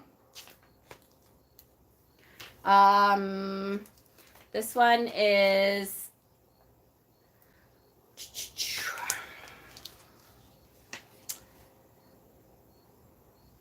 about Chester Raccoon and his mother, and the way love works to reassure us and give us strength in a sometimes scary world. The Kissing Hand is this is a cute one. Oh my God, 2 raccoons. Remember where those can fit? So Chester Raccoon stood at the edge of the forest and cried. I don't want to go to school, he told his mother. I want to stay home with you. I want to play with my friends and play with my toys and read my books and swing on my swing. Please, can I stay home with you? And she says, no, I'm going to put a kiss on your hand. Hi, Phelan. And you're going to find new things and blah, blah. He wiped his, and she tells him a secret. She says, I know a wonderful secret that will make your nights at school seem as warm as cozy as your days at home. And he wipes away his tears. What do you mean a secret? A very old secret. I learned it from my mother, and she learned it from hers. It's called the Kissing Hand. And I'll show you. She takes Chester's left hand, spreads open his fingers into a fan, leaning forward. She kissed Chester right in the middle of his palm. And then Chester felt his mother's kiss rush from his hand, up his arm, and into his heart. Even his silky black mask tingled with special warmth. Fornication for unlawful carnal knowledge. See? Ta-da! That's where it came from. Mrs. Raccoon smiles. Now, whenever you feel lonely and you need a little loving from home, just press your hand to your cheek and think, Mommy loves you, Mommy loves you. And that very kiss will jump to your face and fill you with toasty, warm thoughts. So the Kissing Hand. Anytime you get lonely or upset, that's from Mommy. And then I think it goes on to like death. Now, Kissing Hand and Gentle Goodbye. I love you, Chester, and danced away. Or I think it was supposed to be a metaphor for death eventually. Does anybody know that? I can't remember it. I think it was supposed to be a metaphor for death. That you could do that with a child if you had someone that was going to die, a grandparent or something, and then say, I think it was supposed to be for death. So I might put this in death and dying. Because I think that would be a way to deal with transitioning. I'm going to say yes, because even if it's just a transition to school, that's another transition. It's a big transition for a kid. So that would be like a transitioning period. So maybe the section is not called Death and Dying, it's called Transitioning. Let's do that. The Legend of Sleepy Bear. I think I love this one.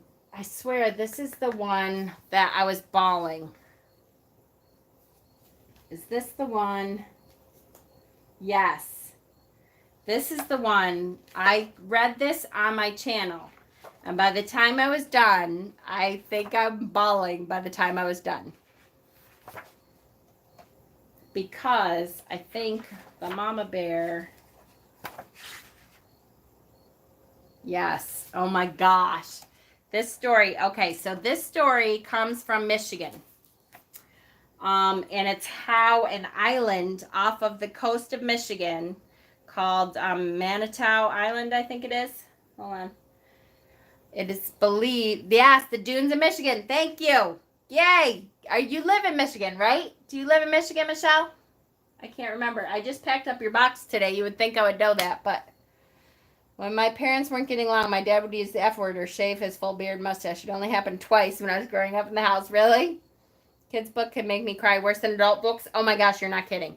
I'm telling you what, if you watch this video, I have a video I know of me reading this book specifically. It's called The Legend of Sleeping Bear.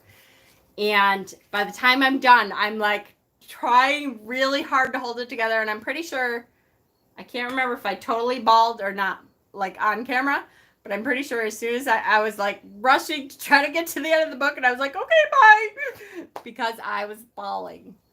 It's like the story, the myth of how the islands came to be, because the baby bear and the two baby bears are trying to escape a forest fire, and they die,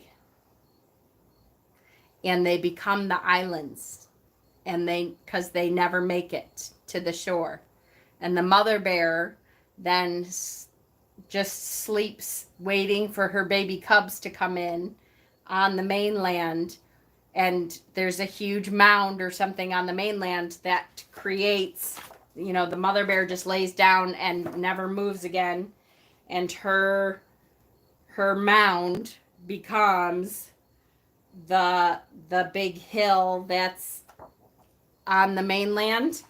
Because she never moves, she's waiting for her baby bear cubs that don't ever make it to the mainland. They drowned.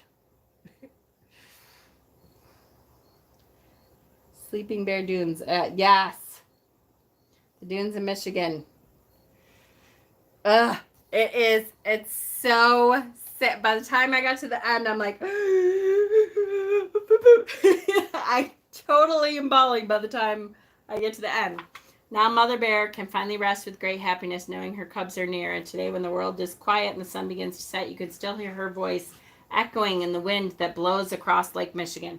My children, I'm not gonna be able to say, nope. Just knowing, I don't know if I could read it. My children, as the years may pass and time slips through our hands, my love will linger near the shore and in the blowing sands. I'll send you kisses in the wind to let you know I'm here. Sleeping near the water's edge, I am always near. My children, you can rest assured that we are now together. Dead. They're all dead. And I am watching over you and loving you forever. Yeah. I think when I got done with this one, I totally bawled. But it's a great story. I think, though, I was like, ooh.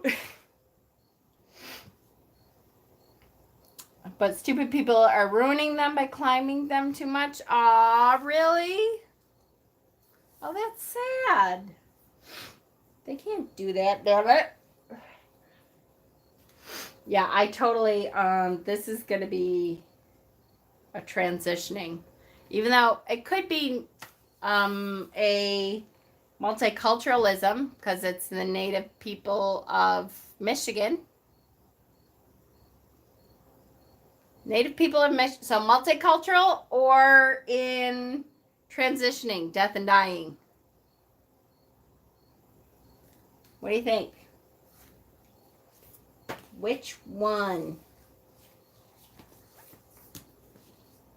Which one? Transitioning? Yeah. Because I know I'll be bawling.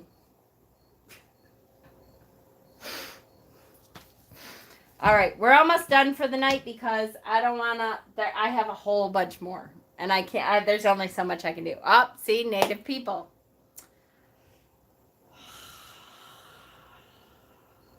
Native people.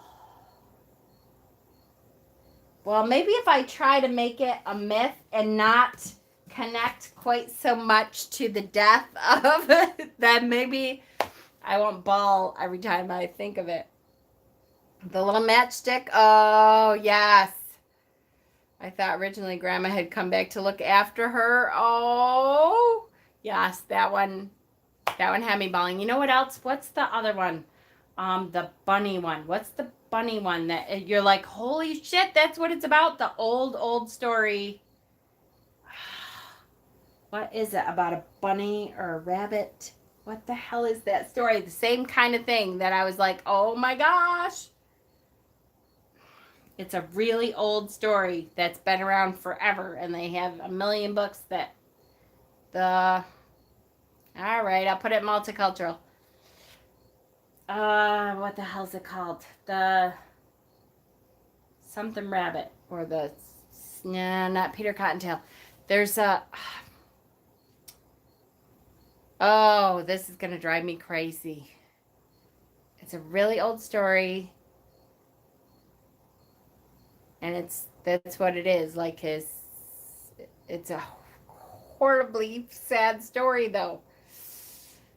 The something rabbit, the something bunny, the shit. I actually, I should look because I bet I probably have a copy of it because that's me. I kind of like the Velveteen Rabbit. That is the one. Super sad story. Super sad. Thank you, Felina. Thank you. Yes, the Velveteen Rabbit. Yes, yes, yes, yes, yes. That. Oh. Yes, that's a super sad story. See, you all know it. So, and remember I was talking about the real history of Thanksgiving? This is the book I get out Thanksgiving time. It's so sad, but so good. Yes, I love sad stories, but yes, that's definitely a really good one. So this one, because I think I read this on my channel also. This is because Mabon is always called the Pagan Thanksgiving, which it's not really celebrating the same story as this, obviously. But I think I read this on Mabon one year on my channel. It's called 1621, A New Look at Thanksgiving. And this is the truth. This is the true story of Thanksgiving, of what actually happened. So in the fall of 1621, English colonists and Wampanoag people feasted together for 3 days. Join us for a new look at the real history behind the event that inspired the myth of the first Thanksgiving. So it kind of goes into the actual true history of that harvest and what actually happened and what they actually did eat. And that, yes, they brought things together and there was a feast of sorts and stuff. And then, of course, later on, most of the Wampanoag people died and because they also brought blankets with smallpox and all that kind of stuff. And then it talks about how the holiday evolved, making a myth. Wampanoag diplomacy. So I liked this one a lot. Wampanoag language. So it goes through the actual history. So that's now I'm going to put that in seasonal because you kind of need to know when to read it, even though it's multicultural, but you need to read it at a certain time. All right, I am going to stop, even though I keep pulling books out because I have like all the colors of the earth, Stella Luna, A Day in the Life of Marlon Bundo. Do you guys know this book? Oh my goodness. All right. I'll stop after this one. Okay. I will stop after this one. And I'm going to try really hard not to get political. Because again, to me, this is not political. This is about human beings and loving human beings.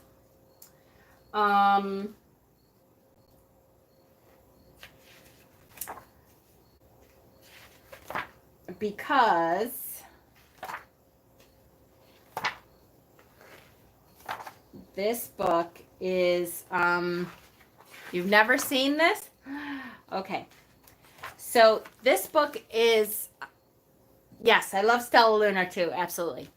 The vice president right now, Pence, wrote a book about the bunny that his grandchildren have running around the White House and stuff. It came out that the bunny was gay, though. And Stephen Colbert, thought it was hilarious that Vice President Pence would not admit that the bunny was gay. And so he wrote his own version of the story to make it perfectly okay that Marlon Bundo, the bunny from Mr. Vice President Pence's White House story, is a gay bunny.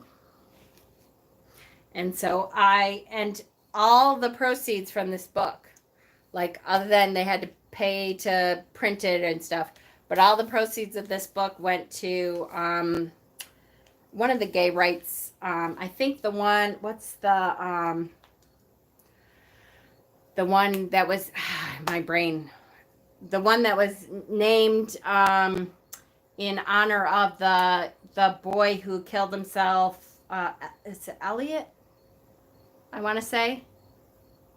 I think it all goes to that charity. I think. I know, I love Stephen Colbert too. But so this is specifically about Marlon Bundo. Hello, my name is Marlon Bundo and I'm a bunny. I live with Mom, Grandma, and Grandpa in an old stuffy house on the grounds of the U.S. Naval Observatory. That's because my grandpa is the vice president. His name is Mike Pence. But this story isn't going to be about him because he isn't very fun. This story is about me because I'm very, very fun. This is the story of my very special day. My very special day started out like every other day. I woke up all alone. Then I ate a fine bunny breakfast all alone while I watched the news all alone. You see, sometimes old stuffy houses are also lonely. After breakfast, I hopped to the garden to look at the flowers and say hello down there to the bugs. Hello, Phil. Hello, Dennis. That is when I saw him. He was a big fluffy bunny with the floppiest floppy ears and the bushiest bushy tail. He was bunny beautiful. I was standing still, but being near him made me feel like my heart was still hopping. Falls in love with the bunny. My name is Marlon, I said, but my family calls me Botus. It's short for Bunny of the United States. It's a long story. My name is Wesley, and my family calls me Wesley, said Wesley. Wesley and I hopped together all around the garden. We hopped over daisies. We hopped over tiny carrots that weren't ready to grow up and be lunches yet. We hopped over Phil and Dennis. Once we had hopped through every part of the garden, we didn't want to stop hopping, so we hopped right inside the old stuffy house. We hopped up and down the creaky stairs and made beautiful creaky stair music together. We hopped through the kitchen and maybe left a few bunny prints. We hopped through the very boring meetings with very boring people. Vice President. I love Colbert. It was a very good hop. It was the best hop. And I realized something when I hopped with Wesley. My old stuffy house didn't feel lonely anymore. At the end of our hop, I said, Wesley, I don't want to hop without you ever again. And Wesley said, that's funny because I never want to hop without you, Marlon Bundo, ever again. And we both said, we will get married and hop together forever. Hello, everyone, we said to all the animals in the garden. Hello, Phil and Dennis the bugs, and Pumpernickel, who is a badger. Hey, another badger. And Scooter, who is a turtle, and Dill Prickle, who is a hedgehog, and Mr. Paws, who's a very good dog. Hello, all of you. We're getting married so we can hop together forever. Hooray, said Phil and Dennis the bugs, and Pumpernickel, who is a badger, and Scooter, who is a turtle, and Dill Prickle, who is a hedgehog, and Mr. Paws, who is a very good dog. Hooray, said all of our friends, because that is what friends say. Wait, said a scary voice. Look at that, totally looks like Vice President Pence. I hate to say it, but to me it's not political. This is about people. Wait, said a scary voice. You can't get married. We looked around and saw that the scary voice was coming from the stink bug. Who's Pence? Let me tell you a little bit about the stink bug. The stink bug was in charge. He was important. None of the other animals could quite work out why he was in charge or how he was important, but he was. And that meant he made the rules. That meant all the animals listened to him, even though he was, and this is true, very stinky. All right, it might be a little political, but try to see it in the honor of fun. Maybe. Boy bunnies don't marry boy bunnies, said the stink bug. Boy bunnies have to marry girl bunnies. But this is the bunny I love, said Wesley. And this is the bunny I love, said me, Marlon Bundo. Just being next to Wesley made me a little braver.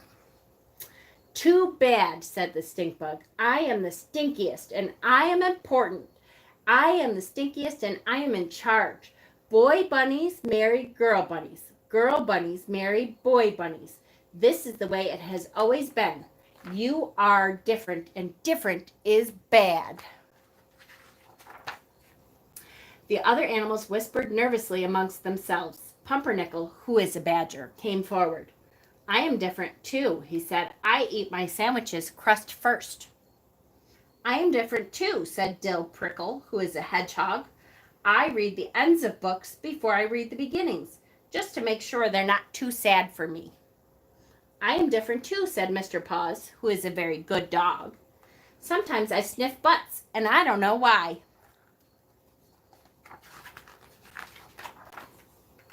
Everyone is different, and different is not bad, said Scooter, who is a turtle. Different is special. Wait, said Mr. Paws, who is a very good dog, and also a very smart dog. Wait a minute. We get to decide who is in charge. We get to decide who is important. We can vote. And on this very special day, all the animals voted on who they wanted to have in charge. They chose not the stink bug. The stink bug won, not the stink bug ate. Hooray, said Marlon Bundo. Hooray, said Wesley. Hooray, said all of our friends, because that is what friends say. No, boomed the stink bug. Boy bunnies can't marry bun. So Wesley and I got married. Oh, see, you are not in charge, they all yelled at him. You are not in charge, stink bug. Be quiet, stink bug. So Wesley and I got married. We had 2 handsome groom otters named Muffins and Cubby, and a flower mouse named Hiccup. We ate and drank and danced the hokey pokey. Dill Prickle was especially good. The Trevor Project. Thank you. Yes, Lori. That's it. And the ceremony was performed by a cat named Pajama, who brought her wife with her as her date. After we ate and drank and danced, we went home together. We have to get some sleep, Marlon. Tomorrow we leave on our bunny moon. Because it doesn't matter if you love a girl bunny or a boy bunny or eat your sandwich backward or forward.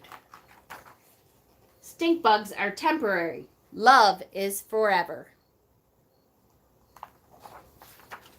The end. I love that they didn't put anyone else in charge, just that the stink bug definitely was not. That's right. No stink bug with his stinky views. So adorable. Different is beautiful. That's right. So I do have to say, if you've never heard of it, I would definitely look for A Day in the Life of Marlon Bundo. It's an awesome book. Perfect for instilling human rights and gay rights especially into children. And with that, at 2 hours and 10 minutes, I think we'll be done. Because I know my husband is sleepy. He's probably like, why is she still talking? Yeah, I know. I love that book. So definitely go get your hands on that book if you have an interest, because it's a great book. You're welcome. Bedtime story. I'm so glad you're back, Dana. I missed you so much. Missed you, girl. And all of you, I thank you all so much. Press that like button on the way out. And thank you for helping me sort some of my books. And I might be back on, in a couple days or so, and we'll maybe go through some more. I missed you more. Good night, you guys. Have a great, great night. I love you.